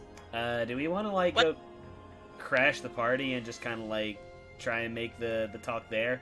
We got to get it done at some point, right? That or we can just go see if knocking another chain pisses her off. I like the chains. Well, I think. Well, We're gonna have to talk to her eventually, guy. Like, we did the whole chain thing. Isn't that, like, the next step? we have 7 more is the thing. Oh, well, then let's go do more chains. Just hop in the car Yeah, and but drive but- by the chains. I think But we I have a better also- Are we chance really of getting gonna- her attention anyway. If we, Yeah, but I also don't want to be tuckered out if we have to fight her. I'd rather be fresh. Tig is gonna point at the giant demon she's going one-on-one with and say, "Yeah, I don't think fighting her would be a good idea anyway." Yeah, and as you say that and point that out, you see her bring down her hammer in her remaining hand and just slam the thing on the head. And as she does, it rings out and drops like a stone to the ground. I want Wait, that. wait. Oh, it has to die within 30 feet of me. I thought it might have been in sight. If it was in sight, I would be like, give me that soul. You piece of shit.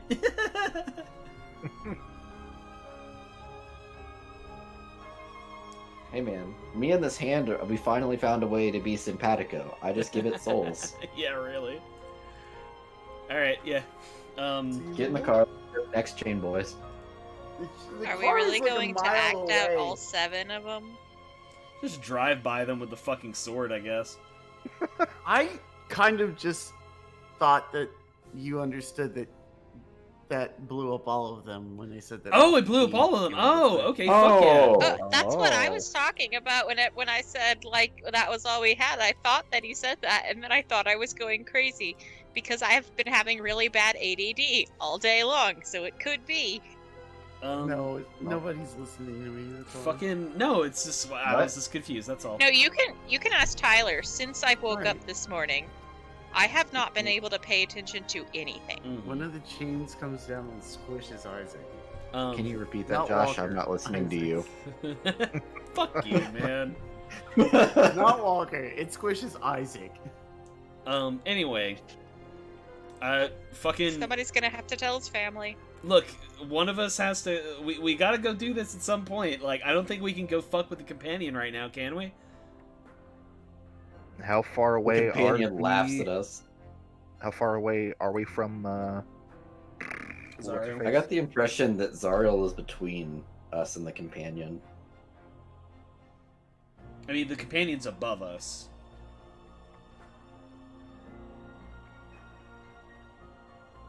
We should have grabbed a hold of the chain when it flew up and just got a ride with Elturel. Bye, Zariel. Yeah, while you're doing that, I'm gonna just move this here. Whoa. Todd Yeah, flies towards let's- to let- fuck yeah. Zariel. Good for let's him. go. Excuse me? Shoot your shot, bro. You know, you miss 100% of rolled. the shots you don't take. I rolled to to seduce the archdevil. Fucking. Am I corny bard. sexy? Yeah, this is where we take What like you fuck me? we're gonna do an entire session of trying to get Tyg ready for his first date with Zariel. It's a nice get, little, like, Timing, flawless entrance. A little bow tie and some hair grease. Yeah, let's go talk to Zariel.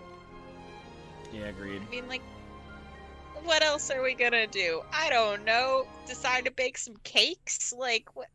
I decided don't we know. stop 3 feet away. Cause personal space. I feel like she probably highly values personal space. Yeah, As you I'm gonna move hang out with within, you like, guys because I don't like.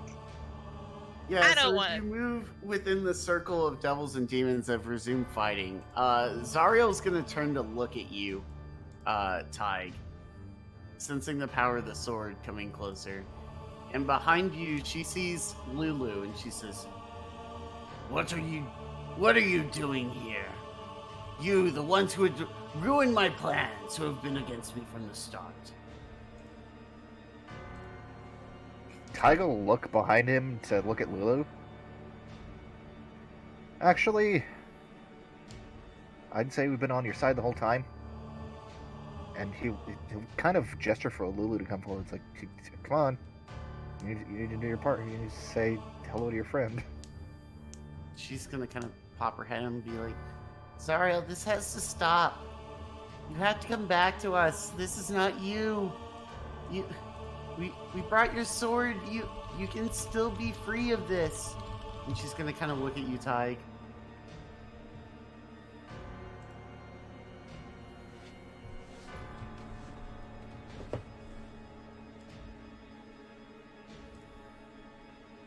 Also, yes, for context, I do remember the thing you sent me about the sword. See here. That it has a dull end too, and you can push a button and it vibrates at 3 different speeds. Stop it. Not I waterproof. Oh. Let's see here. Yeah. Oh no. The old man at the store said not to use the Sword of Zariel after midnight, and it's 12:01. Oh no! Dun, dun, dun, Yeah. dun, dun, dun. Lulu's gonna look at you, Tug, and be like, well, show her. We have to convince her somehow. Tig is gonna pull out the Sword of Zariel out of its sheath and just kind of hold its blade like across his palms, you know, as one does when one is like presenting a sword. Sure. Yeah. He's not walking towards it, but he's whipping it out. And as you do, the sword kind of floats away from you and floats up in front of her, and starts to glow with this otherworldly light in front of it. And you can see that there's some kind of struggle going on in Zariel's eye. Okay, this is definitely the time to jump in, knowing what I know about the sword. You sure about this, buddy? Oh, Yeah, yes, we're- I am. I'd Okay. like to. Do you Okay. need help or you good? Yeah, like we got you, buddy. Tig is gonna compose his thoughts for a second there, and he's gonna come at Zariel like this. You've lost your way. I know that. Lula knows that. But Lathander will still forgive you if you come back to his side. You're not too far gone. I know you did the things you did with good intentions, but this place has turned you against everything you stood for. And just because, he's gonna bust out his lyre, and I'd like to make a performance roll to start playing some like Lathanderian church music on my lyre, Okay. and I'm gonna fucking inspiration myself for this. Oh, yeah, nice. Yeah, no, I'm gonna gut punch her with like choir type music that she would have fucking heard all the time. Yeah. Or jam. Yeah, and then as Bang. you start doing this, Alanthius is going to kind of burst out of the crowd of devils Bam. and demons, and be and like come up to you panting and be like, Zariel, I followed you all this time, through the gates and back, into death itself. But this is not right. This is not you. Yale would not have wanted this for you. I do not want this for you. Please, take up your sword and be whole again. And Lulu's gonna look at her and say, I have to come back, Zariel. This can't happen. It can't be this way. I need you back. Please. And with tears running down her eyes, she's gonna stare at Zariel. And with the biggest, most hopeful look in her face. So you've given me one persuasion roll. Ty, because of the performance, I will give you advantage on this. Oh. So yeah, Tig, while he's still strumming, he's gonna add like redemption is within your grasp. Literally all you need to do is take up your sword again and become who you still are inside. And I shall make that roll. Biting my nails. Yeah, no, Walker's ready, like hand on hilt, like ready to go if this goes south. Zariel's trembling hand reaches towards the gleaming hilt of her sword. Her fingers brush against it, and she grimaces as radiant light sears her flesh. As her grip tightens, she gasps in pain, then speaks an oath through tears of confusion, sorrow, and dawning joy. I, Zariel, supplicate myself before the holy light of justice. If it should accept me, I vow to take up this blade once more in its service. The Archdevil's words hang in the air for a silent moment, and she glances upwards in agonized uncertainty. Then Zariel is bathed in a brilliant wash of radiant light. Her fiery halo disappears and feathers burst from her leathery wings. All of her diabolical features vanish as her angelic form is restored. At the sight of this blessed transformation, Lulu gasps in delight and transforms into a celestial mammoth with golden fur, feathered wings, and gleaming tusks. And crying, she flies towards Zariel and gives her a giant tackling hug as she morphs into this ginormous beast. And Zariel is dead. Yes, I literally just typed that out. She's immediately crushed to death. Well, all's well that ends well. There's still very much a giant, like, demonic war happening several feet from us. I wouldn't say that. Yeah.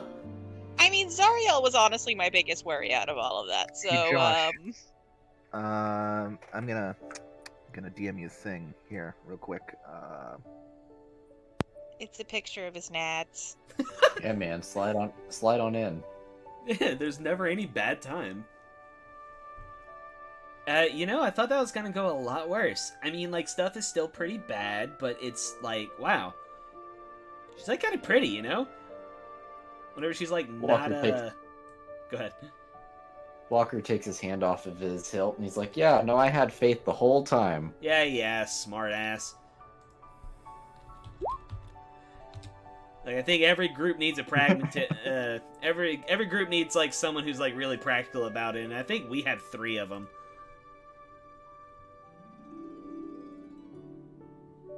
Yeah, shining light starts to radiate from outside, from behind Lulu, where she tackled Zariel, and from it Zariel rises over her and comes down to greet all of you.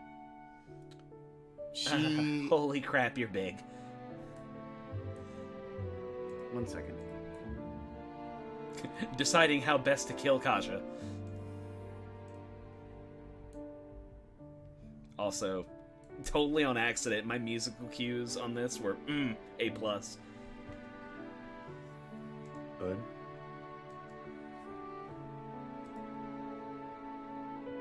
The moment that Tyg said anything about a harp, I was like, tap, tap, tap, tap, tap, tap, tap on YouTube. And it's not even a harp song, but fuck it.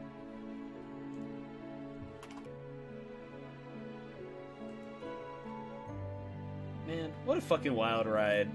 From us being like a mostly evil party to redeeming Zariel at the apex of the goddamn...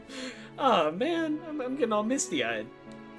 I mean, don't forget the time when we, like, had the Three Stooges skeletons. Oh man, I miss them. And so as she descends in front of you, she says, "My friends, thank you. You freed me of a great burden that I've carried for very long now. My rage, building up inside of me over the deaths of those that follow me, consumed me and drove me to do something that I should have never done. I've lost the trust of those around me, my friends, and their lives as well, but I shall not let that happen anymore. Come, I shall save this place." And as you watch, her and Lulu take off into the sky and start flying towards Elturel. Very quickly to the companion. What appears to be a sword out to the side of her head and brings it straight down into the companion itself, splitting it in two. Out of the center of it flies an angelic being. Would anybody like to give me a religion check to see if they know what it is? Fucking why not? Hey, I might know the at this time. point, yeah. I mean, I think smoke, brimstone, and rot that clings to Elturel's stones. Slowly, the people of the city make their way out from their hiding places to stand in the light of the mortal world once more. All eyes focus on Zariel, where she stands, sword in hand. The planetar that raised Elturel out of Avernus kneels before her. Lulu nudges Zariel, then gestures towards you with her trunk. Zariel toward you, head in solemn gratitude. This shadow brighter end than I ever dared to hope for. Thank you. Your selflessness will live on in my memory forever. And in mine, Lulu says, beaming. Zariel's tone turns more somber as she says, "You have made an enemy of Asmodeus this day. We have that in common now. Wish you strength and fortune, and if you have need of my power, feather aloft and invoke my name. I shall come to your aid." And Zariel's gonna reach behind her and pull one of her feathers out from her own wing and offer it to you, to each of you. Oh, This one is one each, or yeah, okay, yeah, one each.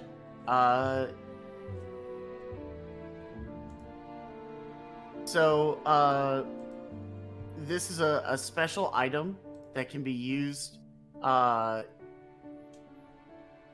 summon Zariel and Lulu for up to 1 hour, at which point they will leave, and they will help however they can without any kind of payment or anything in return. Okay. I will immediately use it. 4? Yeah, she looks at you and goes, No, that's not how it works. "Yes, I believe that I know what you need, but for that he will need to accept it himself." And with that, she's going to offer the sword one last time to you, Walker. Oh shit! Oh shit! Please, my friend. Please. She says, "I know of the deal that you have made, and soon he will be here for you. While I cannot protect you from his wrath, I can offer you a choice. The choice of freedom. Though what that freedom will mean, I know not. You would have to give up your hand." But can you bring Tide- back my family? Tyke's gonna flap his ass right over to Walker and be like, "Please, I know we haven't known each other for long. Whatever it This is is- you need help with, I will help you as much as I can, but you need to let go of that thing." Can you bring them back from the dead? I don't have that power. I don't even know that Zariel has that power. This was never for me. This was all for them. And he looks up at Zariel and just kind of well, can you?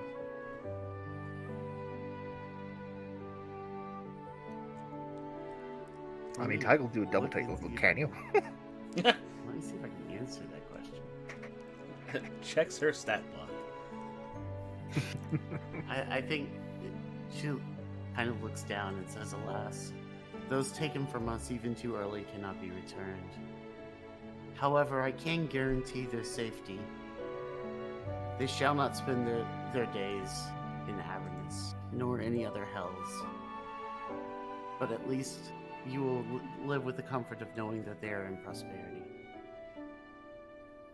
Tyke will look pleadingly at Walker. It's not good enough. I mean, I know Zermong isn't a good guy, but I do believe him. And if he doesn't, then I'll have the power to take care of it myself. I'm sorry, friends. I cannot. Your all's quest may be over, but mine has just begun. So like, what does that mean? Like, we're gonna have like a whole god showing up just to like swap out? I mean, I don't know, man. I kind of don't blame you.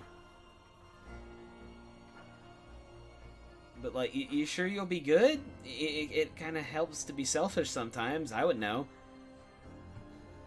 Like I said, this has never been about me. Yeah, that's a noble enough thing, but can you trust something like that? If you would free yourself of whatever cursed bargain you made, I will do whatever I can to help you find a way. Just not this way. The thing is, if he can't do it, he's giving me the power to do it myself. Or at least put me into But a at position what that I can cost? take care of it. Hey, this is a real monkey's paw, dude. I don't think you're gonna like any of the answers that you're gonna end up finding. Well, no. I don't either. But if the means justify the ends, enough for me.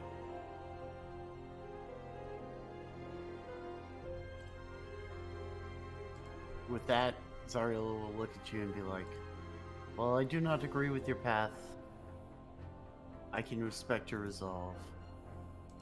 And I'm grateful for the offer. Do not take this as a means of disrespect. The offer means a lot to me. I just don't think it's the right one for me. She nods and she goes, I shall not let you be remembered as an evil knight. She The could fucking choices- cut his head off. The choices you made are for those that you love, and at no point can that be considered wrong. Do what you must, but know when the time comes, there will be those that will stand against you. I shall see that they hear the truth. And with that, she's going to look at Lulu and nod, and then she's going to start to fly away. Fuck, this is a... And the Planetar is going to follow her. And Uh, Lulu is actually going to flap her way down to Tig, and she's going to say, "Listen, so the whole body change thing, yeah, that's not going away anytime soon. I hope that's okay." You know, I kind of think that the angelic wings kind of clash in a good way with the horns. You know, I kind of like it. Says, "Yeah, we've never exactly had a satyr celestial before. But Zariel actually said it'd be okay if he wanted to come along. I mean, we got plenty of bad guys to butts to kick and plenty of good to do. You might not get to hang out with the big guys all the time, but I mean, like, we could go on adventures and stuff."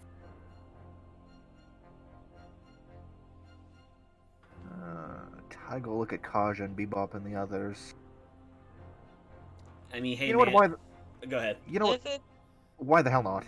He's gonna flap his wings once to just boost his ass over there. Yeah, it's your I- life. Yeah, I man. reckon I've got more tales to tell, more battles to fight and observe and write about. Yeah, Doesn't she's mean this gonna- is all I'm ever gonna do, but She's gonna be like, "Yay!" and do like a backflip in the air and like zip around a little bit. And she'll like pop over to Kaja and be like, "I take you guys too," but like the whole no wings thing kind of gets in the way. Nah, it's fine. Yeah. Yeah, no I offense, you get guys it. be dead weight. Nah, dude. No. If you like ever find yourself in the Warrior's Rest or whatever, I'll like put in a good word with Tempest for you. He says, "Oh, cool. I don't know too much about Tempest, but sure, I guess." He kind of super kicks ass.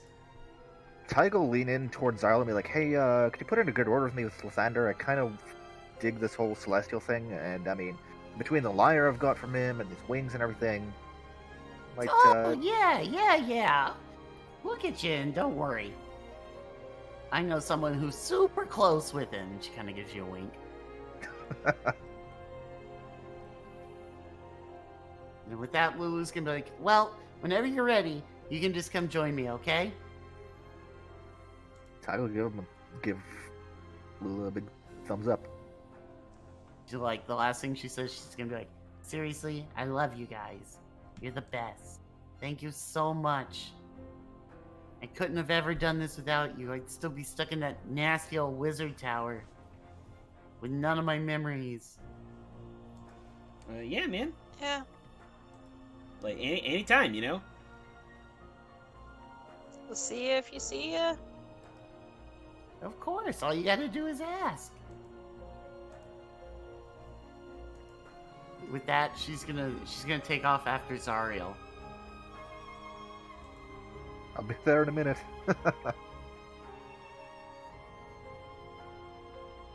And so, Walker, at this point, you're going to hear a chuckling in your head. And somebody says, "I believe it is time." I'm a man of my word. And I next to pray that you, you are of yours. and next to you, this giant swirling purple and black portal is going to open up right next to you. He looks down and he hands his feather to the rest of the party and says, "I won't be needing this." And he hands it off to, well, I guess whoever's closest, but just. And then he says, "Thank you for getting me to this point," and he just walks on through. Alrighty, man. Be careful.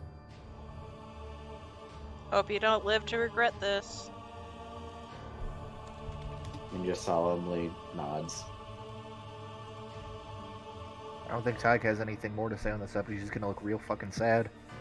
And as the portal closes, you all just hear. Meanwhile, back in Germong's realm, you appear in the same room that you've met Germong several times before, but it seems darker, eerier, almost as if people haven't been there nobody's been there for a very long time. Cobwebs grow in the corner. The room is cold and dark, and echoing through your head, you hear, "Welcome to your new home. I trust that you will make it your own while I'm away." Oh, bitch, you don't even get to ride shotgun with the guy. You have to fucking sit around and... Wow. He says, "If I am to leave, somebody must stay and take my place. That would be you. Don't worry, though. I have a plan to return your son back to the home from whence he came. Though it may take some time." Fair enough. That's all that I need. Says, "Yes, a deal's a deal then. I'll be seeing you." I forgot to ask again, and I forgot to look it up. What is your character's actual real name? Melkor. Yeah. He goes, "I'll be seeing you, Melkor." And then is going to disappear into a puff of smoke.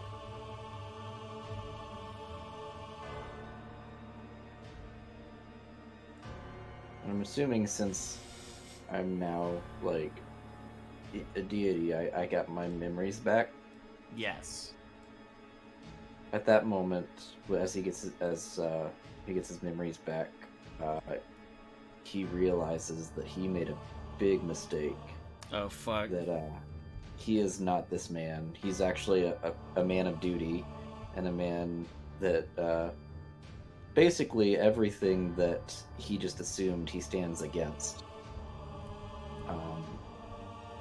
So he just immediately weeps and tries his best to, alter this dimension to something that he can stand for, but nothing happens. Nothing. I mean, everything in his being is actually directly against the throne he assumed. Fuck. Damn. Bebop is just like in the other dimension going, "Told you so."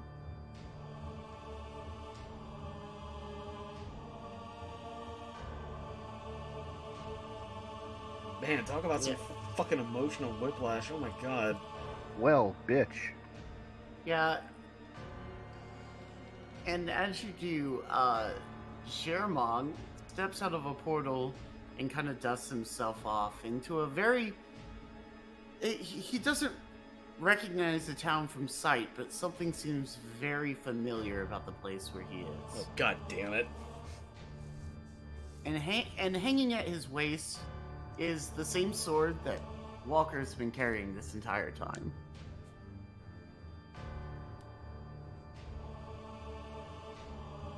Hi. What's up?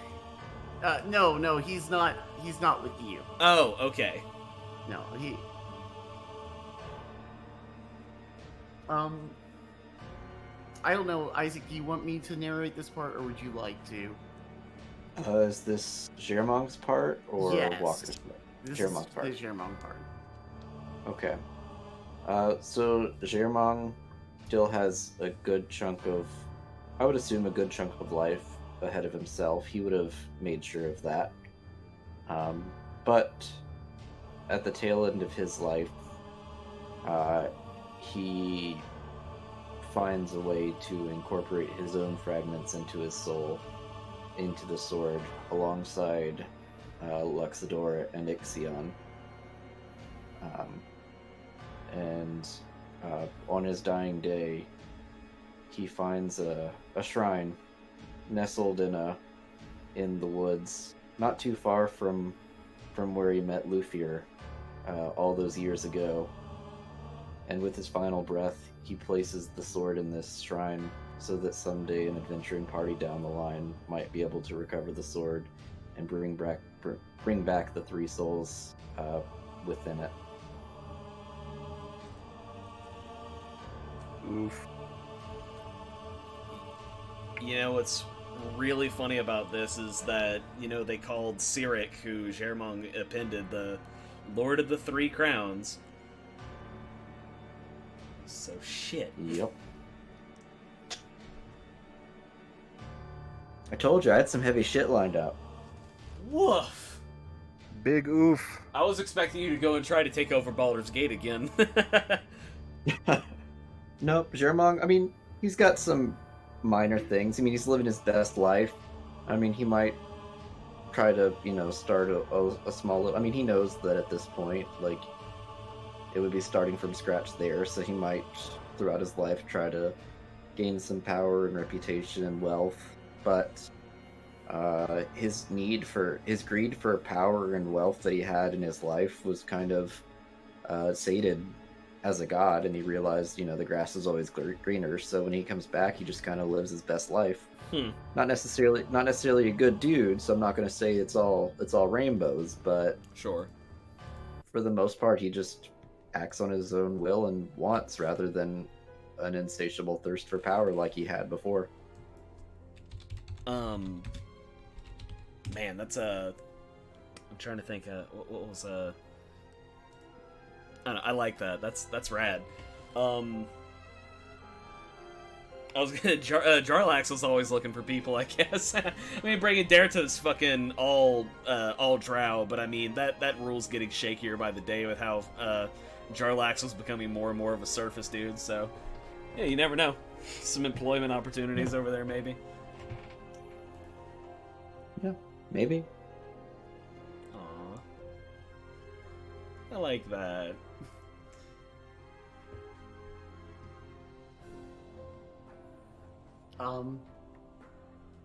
So, Kaja, what are you gonna do now that you're back in the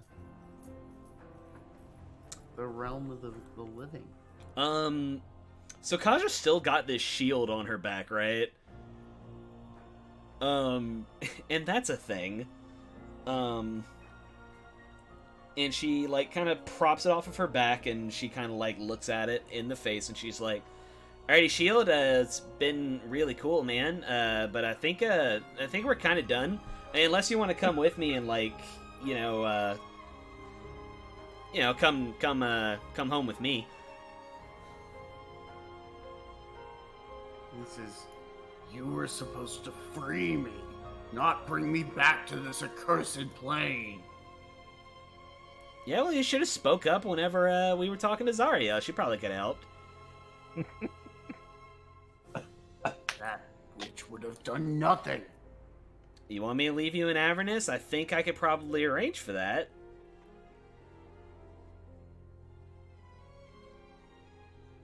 He says, "I want to be free." Got it. Okay. not really loving all the angry vibes you got going on here, bud. So here's I think I know exactly what we'll do. So Kaja wants to I mean, after saying her goodbyes to Bebop and whatnot, as a matter of fact, I think the first thing she'll do is like, Bebop, you got any plans, bud? Like, anything going on? Absolutely none. Cool. You want to help me take care of a shield? That was a promise we made, wasn't it? I mean, I made the promise. You don't have to. It's fine. I was just gonna give it to the guys at Candlekeep and let them figure it out. They're gonna use it as a fucking paperweight. Wait, what? What do you mean let them figure it out? You know, like, figure if it's, like, you know, worth poking at it, or, I don't know, man.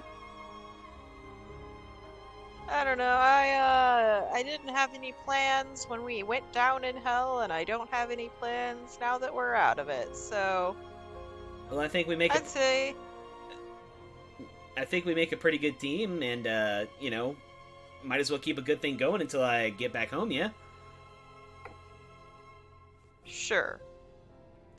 And then Kaja reaches up her little clawed hand and offers a handshake with her little bandage-wrapped hand. Bebop grabs Kaja's hand and pulls her straight up, not knowing what a handshake is. Oh, cool. All right.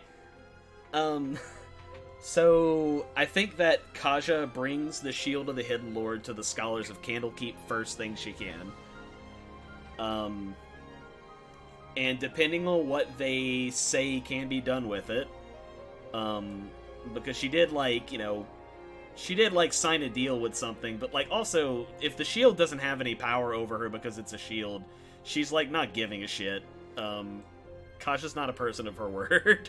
Like, she's never really has been. She's kind of a person who will flip-flop if it's good for her, she'll flip-flop on it, like, whatever. It's a fucking devil, like, whatever. Yeah, I think probably they're like, ooh, this is very interesting. The runes on this shield seem to indicate that this is some kind of celestial trap. No. Super demon, super devil, super, like, evil. Oh, well, of course, yes, it would have to be for something of this power magnitude to be held inside of it. I mean, I'm saying that it was created by a celestial. Or some kind of higher power, it seems. Could we perhaps study it for a while? Do you think we'd love to learn how to recreate it? You know, just in case. Yeah, just be warned. Like, the guy inside of it really wants to get out, so just don't do that. I don't think it's great. I mean, I could probably kick his ass if he came for me, but you know, it's just a precaution. Yeah, they'll look at you and be like, "Oh yes, we will take all of the best precautions that we can." And you'll hear him be like, "No, you can't leave me here. Don't let them do this. They're going to torture me. No, damn you, Kaja. I'll get you for this." Yeah, you'll have a date with me and Tempest, buddy. See you later. Alright. And me and Kaja ride into the sunset. Yeehaw! I was thinking that Kaja will probably stick around with Bebop for a little while doing whatever Bebop does, but eventually goes back to her tribe. And, yeah. Go ahead.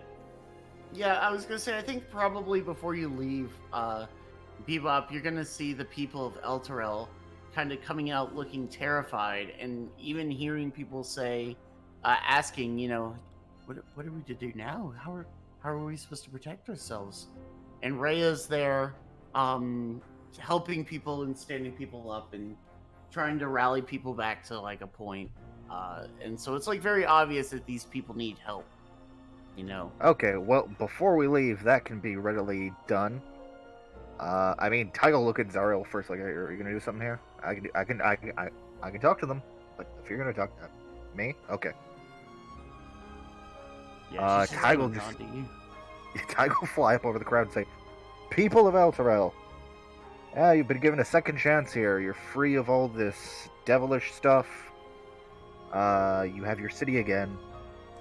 gonna take a lot of work fixing things up. You know, the place still smells of brimstone or whatnot. Might want to wash that out, but, you know, you'll be alright. You have Rhea there protecting you.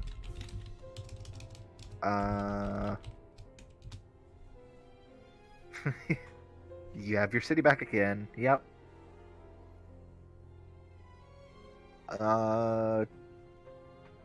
Honestly, take heart. Seize the day. They say, yes, but how are we supposed to defend ourselves against monsters and things? And Rhea says, I'm sure we will find a way. There are weapons around. We will rebuild the city. We'll refarm the lands. We'll come up with something to do. And I'll be here to make sure that it gets done. I mean, Bebop has been, originally was just a protector of the underground city and can help get that stuff started. Maybe Yeah, not forever, because we left for that exact purpose, but, hey, you can always help somebody else get it started. Tag's gonna point at Bebop and be like, yeah, so once they're done having their little adventure, I think you've got yourself a sheriff here. Yeah, maybe. We'll see about long term, but on a contract basis, I know what you guys need.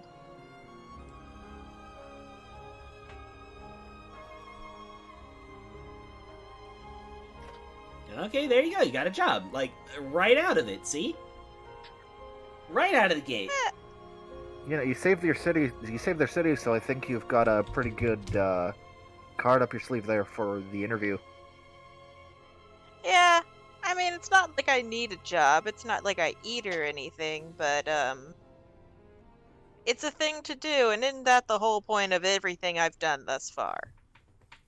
Rhea says, well, friends, I'd be happy to have your help. If I'm to lead these people, I will need somebody to keep order. At least for the time being. And hey, if you ever get tired of it and you feel like becoming a barbarian, you know, Icewind Dale's just a couple thousand miles to the north. It sounds like an interesting proposition. I'm not so sure how the cold and the metal would react with each other, but maybe one day. You get used to it. And I think after they get their deal done, I think Kaja goes back to her tribe, the mass bear tribe that threw her out for being a magical anomaly. Yeah, you get back, and you've got this very badass hammer on your back, right? Where the fuck is my dad? Bring my dad out right now! All these people are looking at you and they're like, oh shit, she's back. Ah, fuck. Ah, shit. And this little hunched over red goblin comes out. No, her dad's green. Her mom's a hobgoblin. Oh, green. Sorry. Yeah, green goblin comes out and... What's it gonna be, Spider-Man? Are you in or are you out? Go ahead, Josh. God damn it. Comes over and just kind of using his own weapon, his own spear to kind of hobble over to you, comes over and stands there and looks at you and goes, well, you ain't changed much, have ya? You know, Pop, I was actually coming over here to knock your head clean off your shoulders, but I think I'd really like to see your reaction to this thing. And she pulls off her hammer that is very clearly, like, signed with the fucking holy symbol of Tempest. And, yeah, when you hold it up, it's still it's still magically smoking from when the lightning hit it. And the smoke is like coming out of this and like curling up out of this magically inscribed symbol of Tempest in the middle of this hammer. Yes. And it kind of just like glows with this like blue, like crackling look. Like it looks like a tree that's been hit by lightning, right? Like where it's got the zigzag patterns down it. Sure, except that those cracks are filled with ice instead. Oh fuck, that's cool. And she kind of like holds that up and then kind of like taps it on her shoulder a little bit, like, we don't have to fight about it, but I do think that we're gonna have to talk about some new management policy. And, I don't think you get anything better than a Chosen at Tempest, buddy. He says, Chosen at Tempest, my butt. Just because you got some fancy hammer out of some Tempest temple. What do you even...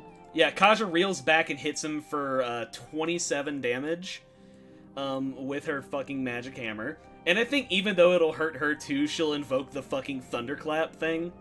Is she gonna choose non-lethal damage? No, God, no. When has Kaja ever said the word non-lethal? Yeah, so her dad has to make a con save, but I mean, come on, be cool. Basically, unleashes a thunderclap audible out to 300 feet. As she just, golf cues her dad.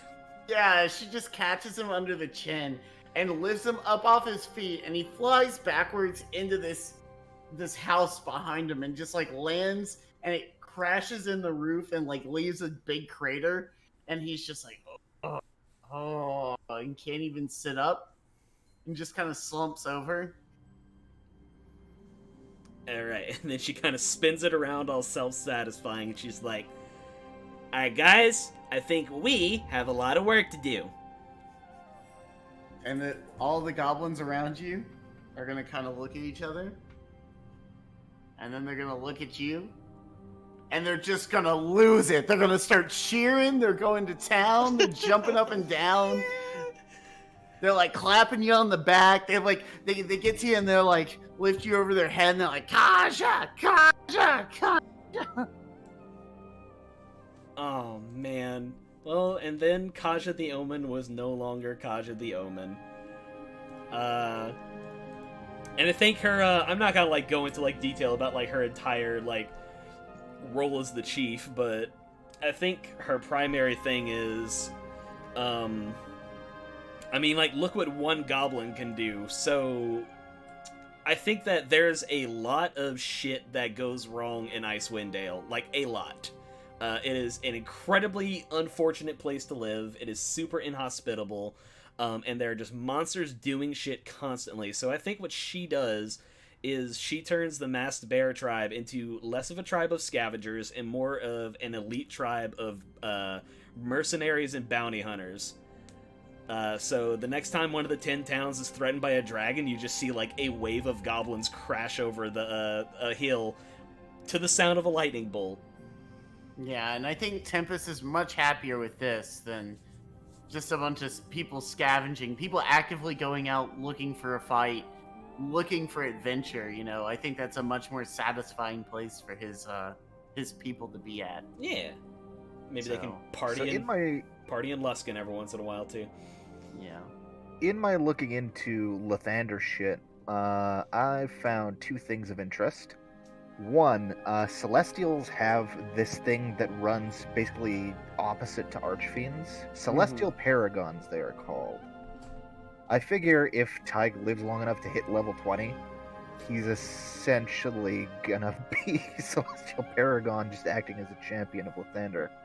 Dies 3 XP points shy of level 20. Womp womp. This actually, it's funny that you mention Archdevils, because that brings up an interesting point. Avernus doesn't have an Archdevil anymore. Well, I was getting to that. Okay, cool. Go, Tig. But I interject first, because number two thing that I found, the Sword of the Morning was a large temple dedicated to the deity Lathander in the center of Baragos, just on the blah blah blah blah blah. Big temple, has some fey creatures that sing and shit in it. So I think that place is going to be his home eventually. Okay. I mean, when he's not adventuring, but Yeah. it's literally called the fucking Song of the Morning. It's Lathander. It's on the Sword Coast in Baragos. Baragos.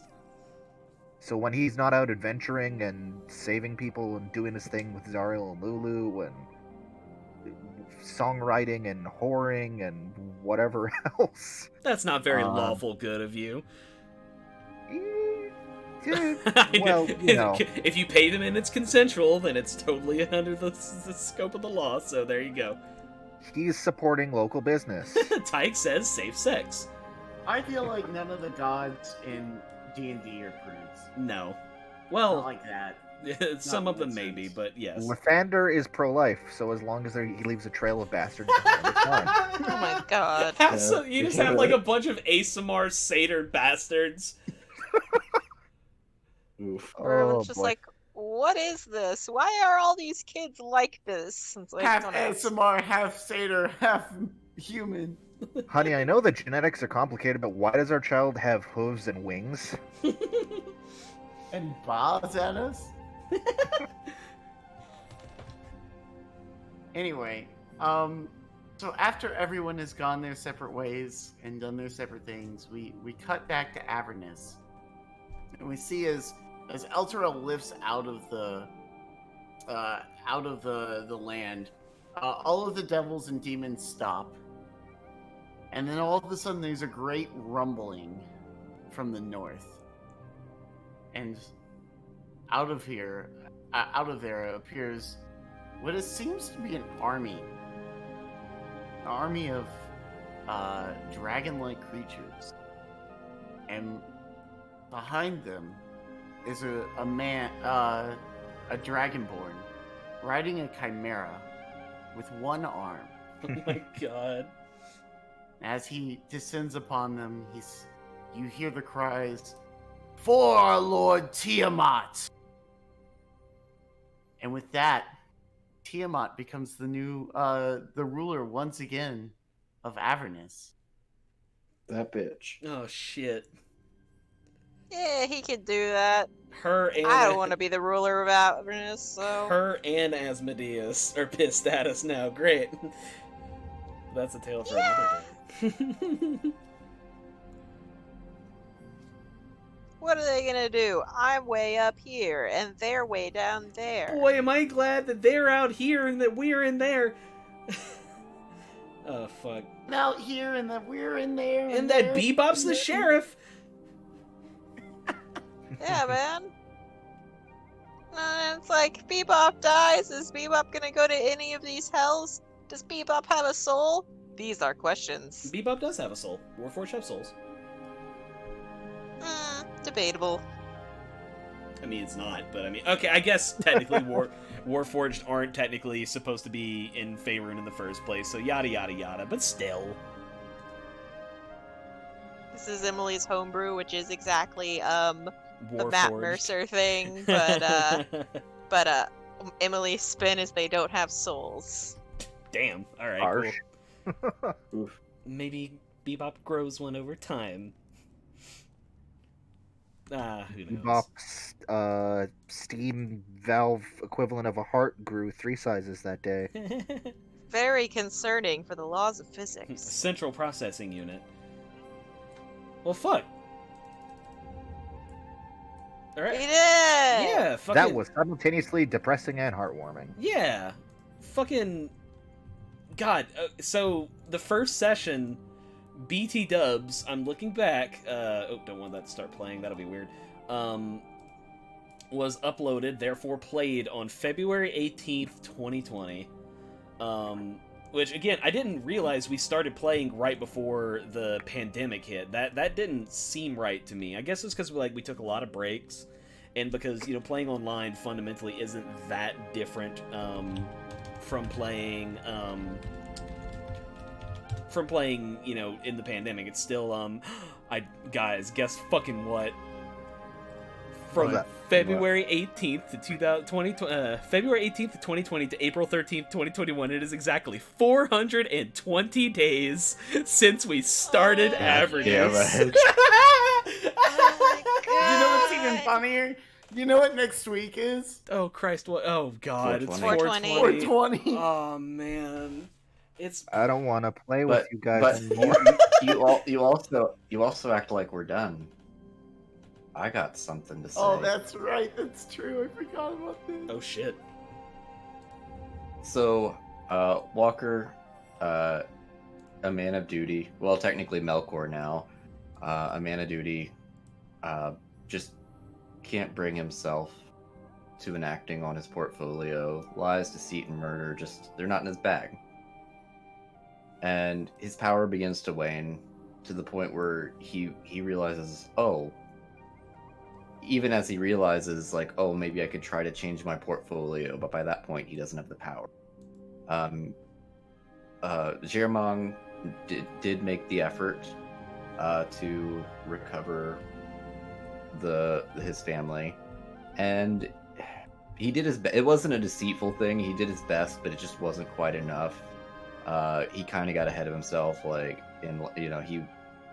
Jermong was a big picture for himself, but still tried to stay true to his word, but didn't really have it all worked out in a way that worked. So,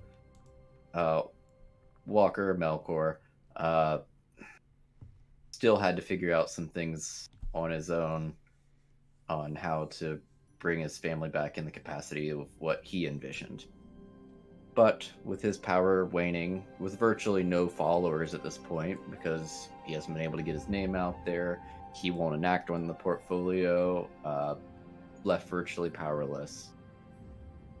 He even tries to call out to Jermong, and nothing. Jermong did his time. He's done with it. So, having nowhere else to turn, he looks down. He stares at the hand and requests a deal. So he calls out, Vecna, I know you're still with me. I have an offer for you. If you can restore your power, you can use me as a vessel and become the god of lies, deceit, and murder. In exchange, all I ask is for my family to come back, and you protect them through their life and into the afterlife. Beyond that, whatever you decide to do with the position of power is your own.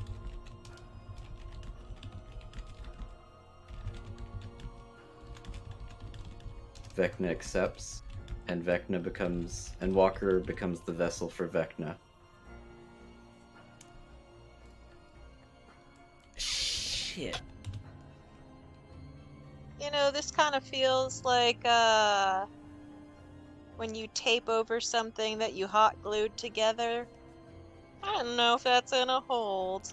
I want you But guys. you do you.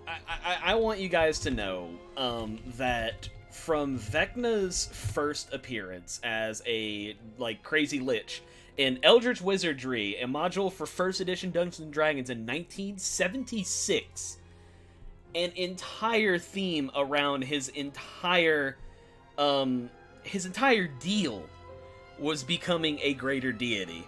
He specifically wanted nothing more than to ascend as a greater deity. There's an old Planescape module where he literally goes and tries to fuck with the center of the multiverse to this effect and does not succeed.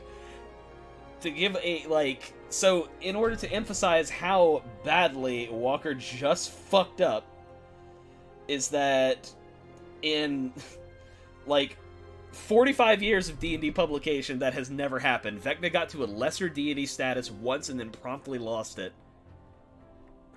And So, quick question about y'all's D&D playing style. Why do y'all fuck with the gods so damn much?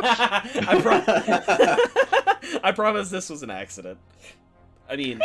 No. Everything I've ever seen, there's a new god, a god is killed, there's the god made a deal with the god of god.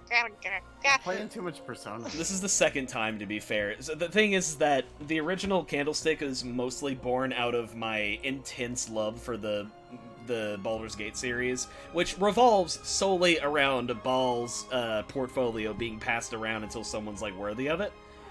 So there was a lot of trails and crumbs to pick up there. I based the original Candlestick adventure off of a 5th edition beta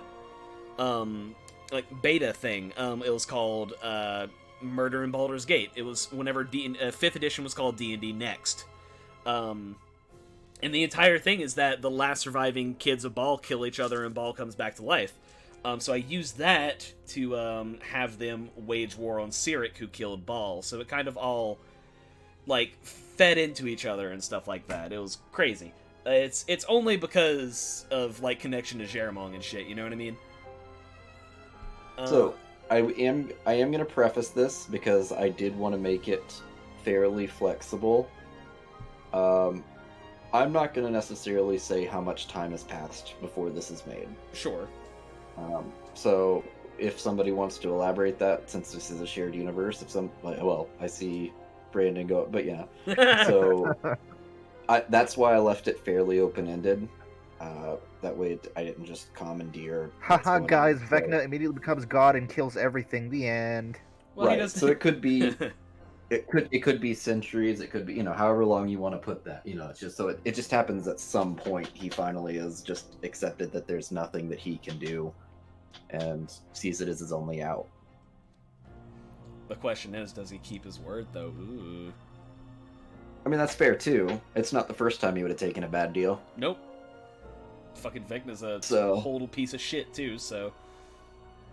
Yeah. So it's flexible enough that, however, if anybody wants to roll with that, you can. But at the same time, it's far enough. It could be far enough out that we never mess with it either. Yeah. And with that, I'm done DMing here for a long time. Hey, fucking. Take a break. Metaphorical round of applause for Josh for fucking Actual one. Hooray. Yeah, no. ASMR claps. No, stop. I was gonna say, tap your keyboards. Yay, Josh. No, thank you so much. This must have been a fucking, you did not. I don't know if you didn't know what you were getting yourself into, but Jesus fuck, the book was so long.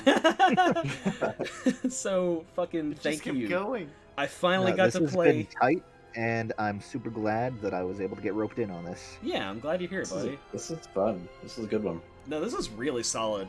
This is one of my definitely man, I remember whenever this first started, before we took a lot of breaks, I just could not wait for Tuesday, every week. That was just my whole thing. I was fucking, I finally get to play that character I super like again, because, I mean, Vanaxa, she was super fun, but I played her for 4 sessions. That was, not enough for a concept I was just so in love with, so doing this was fucking phenomenal, Getting to do something more long form was fun. The characters that we had were super fun and worked really well together. I think we did a really good job of taking what could have been this very heavy death metal story and keeping that flavor while making it fun. Yeah. Right? I'm sure that what we did was what could constitute a good ending. Which is really funny to me. Which is really funny to me that our last battle was against 2 Hezros. Yeah, I was looking at it and I was unless they have to fight Zariel, there's not really a. Yeah, I thought you were gonna throw. satisfying- I thought you were gonna throw that pit feed at us straight up. Well, that was an option too, but you have to attack it for that to happen.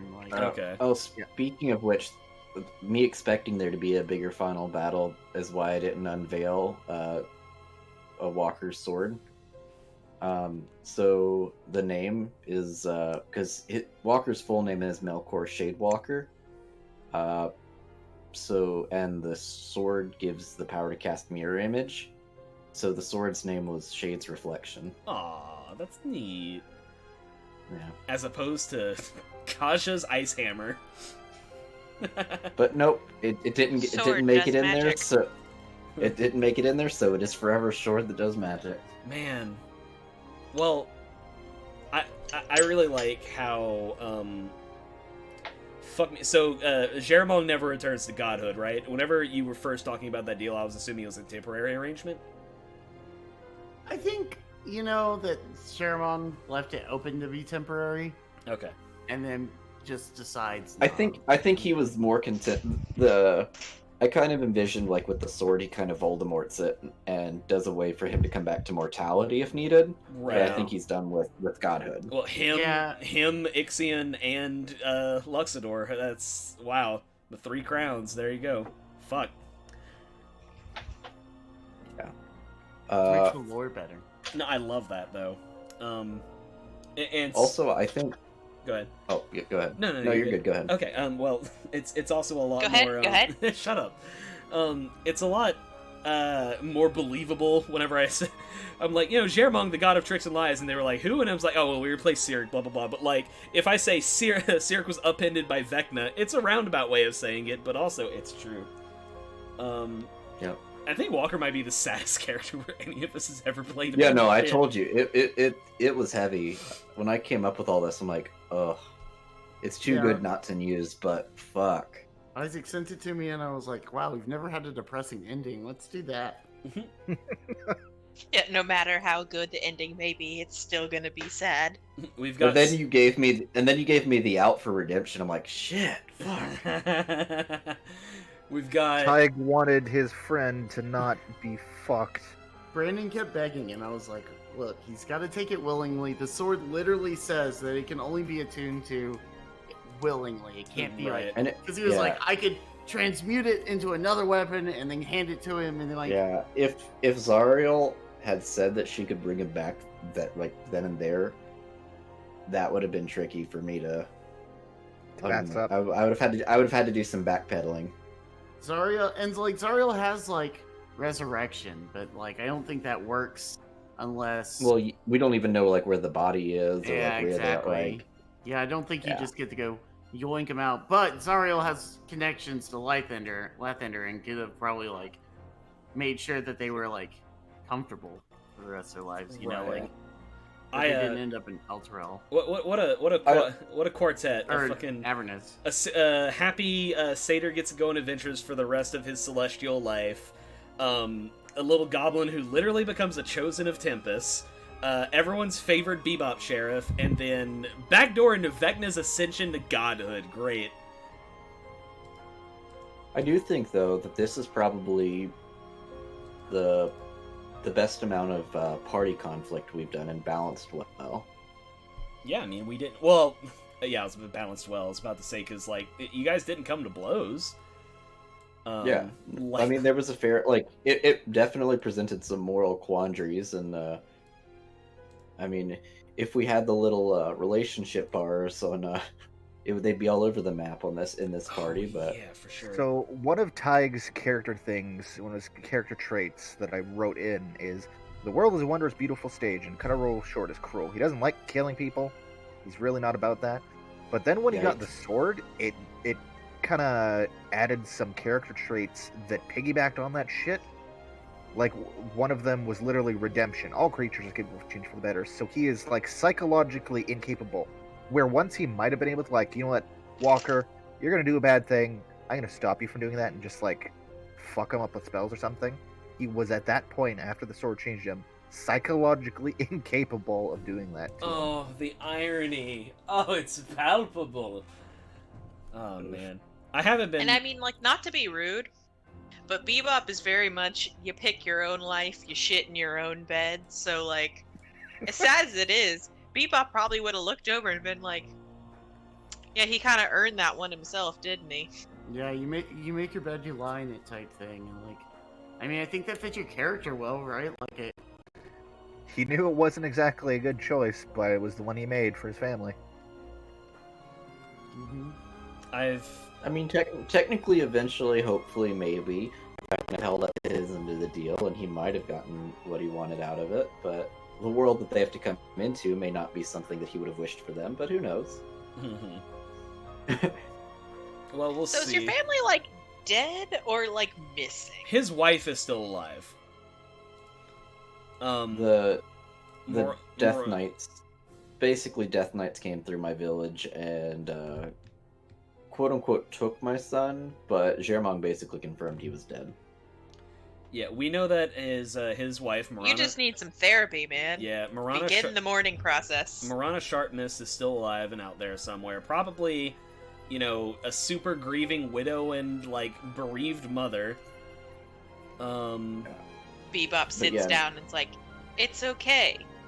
He made his own bed.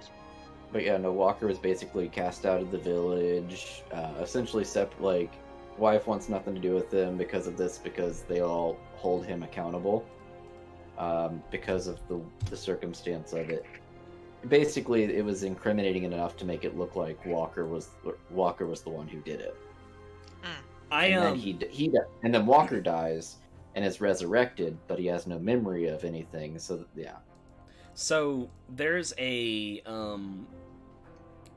I kind of ham-fisted this into Candlestick at one point whenever I was basically just trying to pull off as many epic things as possible without really connecting the lines. I really could have done a better job with the third arc, but there's this one question I borrowed from the game Planescape Torment 1999, which is always answered with a single word, and I think that the single word that is provided to this question is very telling part of character's psyche and just like who they are as a person. And I kind of want to know what everyone's answer is at the end of this session, and it's, what can change the nature of a man? For each character. Because, like, the only thing I was hearing in my head whenever everything happening with Walker was the word grief, if you think about it. Because literally the thing that happened to him, kind of a minute thing, you know, destroyed village, that's a pretty standard D&D session. Walker's answer will be hand, and Tig's answer will be sword. Yeah, really. Honestly, the thing is, though, if Walker hadn't been corrupted, if he had gone into Avernus the man that he was prior to the attack, it wouldn't have happened. Right. But because he had no memory and he was essentially a blank slate, the Avernus's corruption was able to mold him into the exact thing that he never was. Yeah, it's heavy, man. I can't remember exactly what No, you go ahead, sorry. So I don't know if it'd be a grief thing, because I don't even think that he knew to grieve properly. Mm-hmm. He was. Oh just no! trying If to he had do grieved, right. he would have not been over his son's death by now, but he would have accepted his son if he'd actually done the full grieving process and been like, okay. Because Walker, I guess part of his former self leaked through in the sense of like he felt the duty to make things right, but rather than do them the way that he would have if he had his memories and his experiences, he chose a path of vengeance, which, like, Avernus just took and rolled with it, and then, you know, he had the alignment shift, and then he was just cool with it because it was yet again another means to an end. So I think for Walker, I don't know that it would be grief as much as it would have been, I don't want to say knowledge, but maybe experience, because if he had his experiences of his former life, things would have gone much better for him. I think Tig go ahead. Tig would have a funny answer for that. He was a chaotic good creature, and he roamed the land doing whatever the fuck he wanted. And then he met you guys in Zariel, blah blah blah. And having seen essentially firsthand the story of Zariel's fall and her rising again, he saw how her feeling of her duty of protecting people led her to her fall, her choice to take on this burden of becoming some evil fucking thing in order to protect people. And also seeing Walker as the family man who will do anything to bring back his family, I think Tig would say duty. He was this freewheeling creature, and I mean, he's been changed by a lawful deity or sword or whatever the fuck, and he's seen how people's commitment to seeing shit out, good intentions or not, some people just fucking break under that shit. I like that.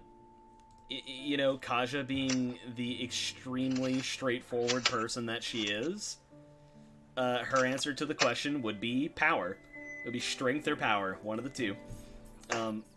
Because not hammers. No, not hammers, because she used a flail for a while. And blunt weapons Things that go bonk. blunt weapons is 2 words, and the answer has to be 1 word. There's no right or wrong answer to what can change the nature of a man, but you have to have an answer. But it's the entire time we were in Avernus was her, like, you know, she wanted to prove herself, and everything she saw about, like, Avernus, like, proved her correct. Tig took the sword and became, like, a fucking shimmering avatar of justice that helped us redeem Zariel. Even if it wasn't, like, beating the shit out of her, it was an increase in power that helped him do that. Walker took the Hand of Vecna and became a fucking, like, melee rogue wizard, you know, able to drain the souls from other people. And whenever Bebop abandoned magic and started just double popping guns all over the place, like, even that small little thing was a very easy thing. And I think that's, yeah, what can change the nature of man is power, straight up. For better or for worse. And then I guess Bebop, I don't know what Bebop's would be. Bullets. Bebop's answer to that question would be time. Ooh. That's funny Nothing coming from ever Asia. happens. Yeah, nothing ever happens in an instant. It is a series of things that have built up over time that led you to make a choice that changed everything in an instant. And Bebop would have seen this, like, again and again over time. Not necessarily always for bad things, but, like, people making one decision that they think changed their life when it was just, like, a series of decisions made over time that changed their life. That definitely makes sense coming from Bebop. That's nice. I like that. Oh man, I'm gonna miss this party a lot.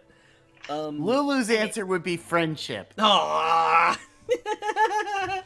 Yeah, I guess that was your DMPC the whole time. I like Lulu. You did a great job with Lulu, buddy. I love Lulu. I believed not in gonna her lie. all along. So Walker's what's the word? Suspicion of her was kind of deep rooted in my own.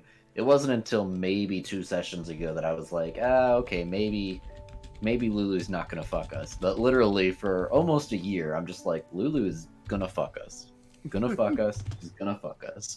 As soon as Isaac lowers his guard, Josh throws on the one-winged angel music, and Lulu starts chuckling menacingly. You fools! You trusted me. I mean, I like I said, it wasn't that long ago that I finally was like, okay. But at that point, you know, Walker was spot so far into it. I'm like, well, we're playing it through on him, but I'm finally okay with it. Maybe this dumb forthright elephant is just a dumb forthright elephant. One-winged Hollyphant. I love it. Maybe she's just a fucking idiot. That's okay. You think you got a scrappy do, but nope. It's just Scooby. Just go scoops. I wanna record this for posterity because I really like that question. I think that's a beautiful way to close out a character arc with what they think to that question. And honestly, it's almost kind of like fun to ask it beforehand, but I don't like instituting traditions in this group because they get laughed at. I'm kidding, but That's some nerd shit. to fucking whenever I did Everybody want to hear Tyler talk about his feelings? He has them and I don't. So you'll get to hear me make fun. Oh no. Anyway, so Well, this is the entirety of me and Tyler's relationship. Tyler will get really sappy about something. I will get really confused by it. And then I'll pat him on the back being like, it's all right. Anyway, just all right. So, Excited Like your to- friend I'm Your friend excited to sold his play. car and you got upset. I had a lot can of good memories understand- in that car, okay? We went on a lot of cool drives. We talked about a lot of deep shit in that car. I was heavily attached to that shitty old Impala, man. Like, I don't know what to tell you. That was during, like, my first year of college. He had that shitty Impala. And, like, in between, like, shitty study sessions and awful classes, I was like, man, you want to go get Sonic? And he picked me up in his shitty Impala. And then we go and we get Sonic. And then we drive, like, around Lafayette for 2 hours just talking about shit. Like, that's I have a lot of fond memories attached to that car, man. I don't know what to tell you. I also want to point out that as Tyler's getting all sappy and sentimental, he is currently watching the Kevin McLeod local forecast on a 10-hour extended loop. Oh, no, that's just that's my current state of mind. That's not actually what I'm doing. That's a custom status. It doesn't tell you what I'm watching on YouTube. I'd be in deep shit if that said what I was watching on YouTube. Why? What are you watching on YouTube? No, just like fucking Chan history stupid- 10-hour compilation. Yeah. The Chris Chan documentary, episode 51. Real quick. We before- watch that when we eat dinner, dude. Yeah, it's That is great. not something. Anyway, real quick before we end the stream, I just want to talk about, because we do this often, we talk about fucking the next campaign we're going to do. Are you ready for that, by the way, Isaac? You good? I am. Perfect. Well, If it wasn't already this late, like I was ready to do like the An intro? the anime ending. Oh, yeah, the fuck anime yeah. ending where you do like 10 minutes, but nah, it's fine. It's late. Oh yeah, I don't want to. that's cool. I don't want. But Um, no, I'm good to go. Sweet, I like that. So, real quick, round the table, what we're all playing. I guess. So I will be playing. I could read her full name, but I'm not going to subject everyone to that. I am going to be playing Nixamin Kamestra, better known as Spooky, who's a character, again, who, much like Kaja, I played in something, then barely got to use her and fell in love with her and wanted to use her again. I enjoyed her. I am going to be playing her as a witch, which is a kind of a popular homebrew intelligence caster class, which has like some wizardly stuff, but it has, a lot of ritual casting flavor and whatnot, and I think that is going to be very fun, and I look forward to playing her. Me next? Yeah, if you want to. We're not at a table. Okay.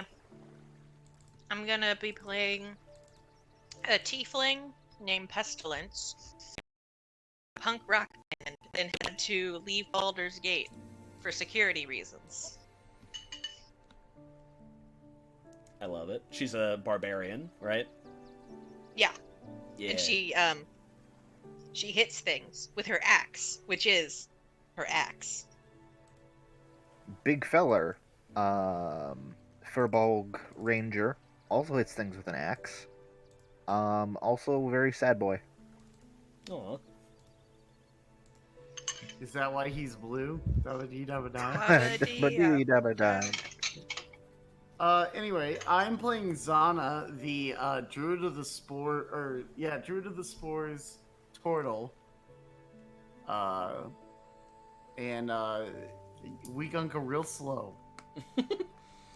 I really like this party, more than I thought I was going to. We've got a fucking spooky ghost girl, a punk rocker who literally hits things with a sharp guitar, anachronistic, don't know her. We've got a fucking Fearbulg with the best double entendre pun name I've ever heard in my entire life.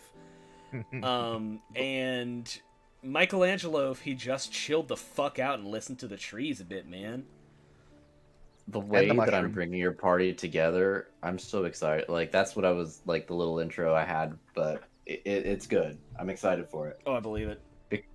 Because I just want you to try to figure out, as we're thinking, how you bring these four individuals together in Icewind Dale, when the module basically says, pick a town and go. You bring them together like I did in Theros, where they get kidnapped by a fucking dentist. Oh. That was how we got together in Theros, wasn't it? I'm not going to say that it's not in that wheelhouse. It is interesting. Does it take non-consensual movement of my body? No. Isaac pauses for a moment. Has to no, think I had to that think. one through. No, I had to think which character you were, and I was like, okay, no, you're good. Oh, good. Wow. Ooh. It's fucking Concern. yeah. It's on a case by case basis. I see. No, is anybody there against their will? No, not really. I mean, some of you are involved in it more than others, but Oh shit! it's all you know fairly what I forgot? rolling. I 100% forgot my thingy, the extra thingy that Isaac made us roll for. Oh, well, don't tell us.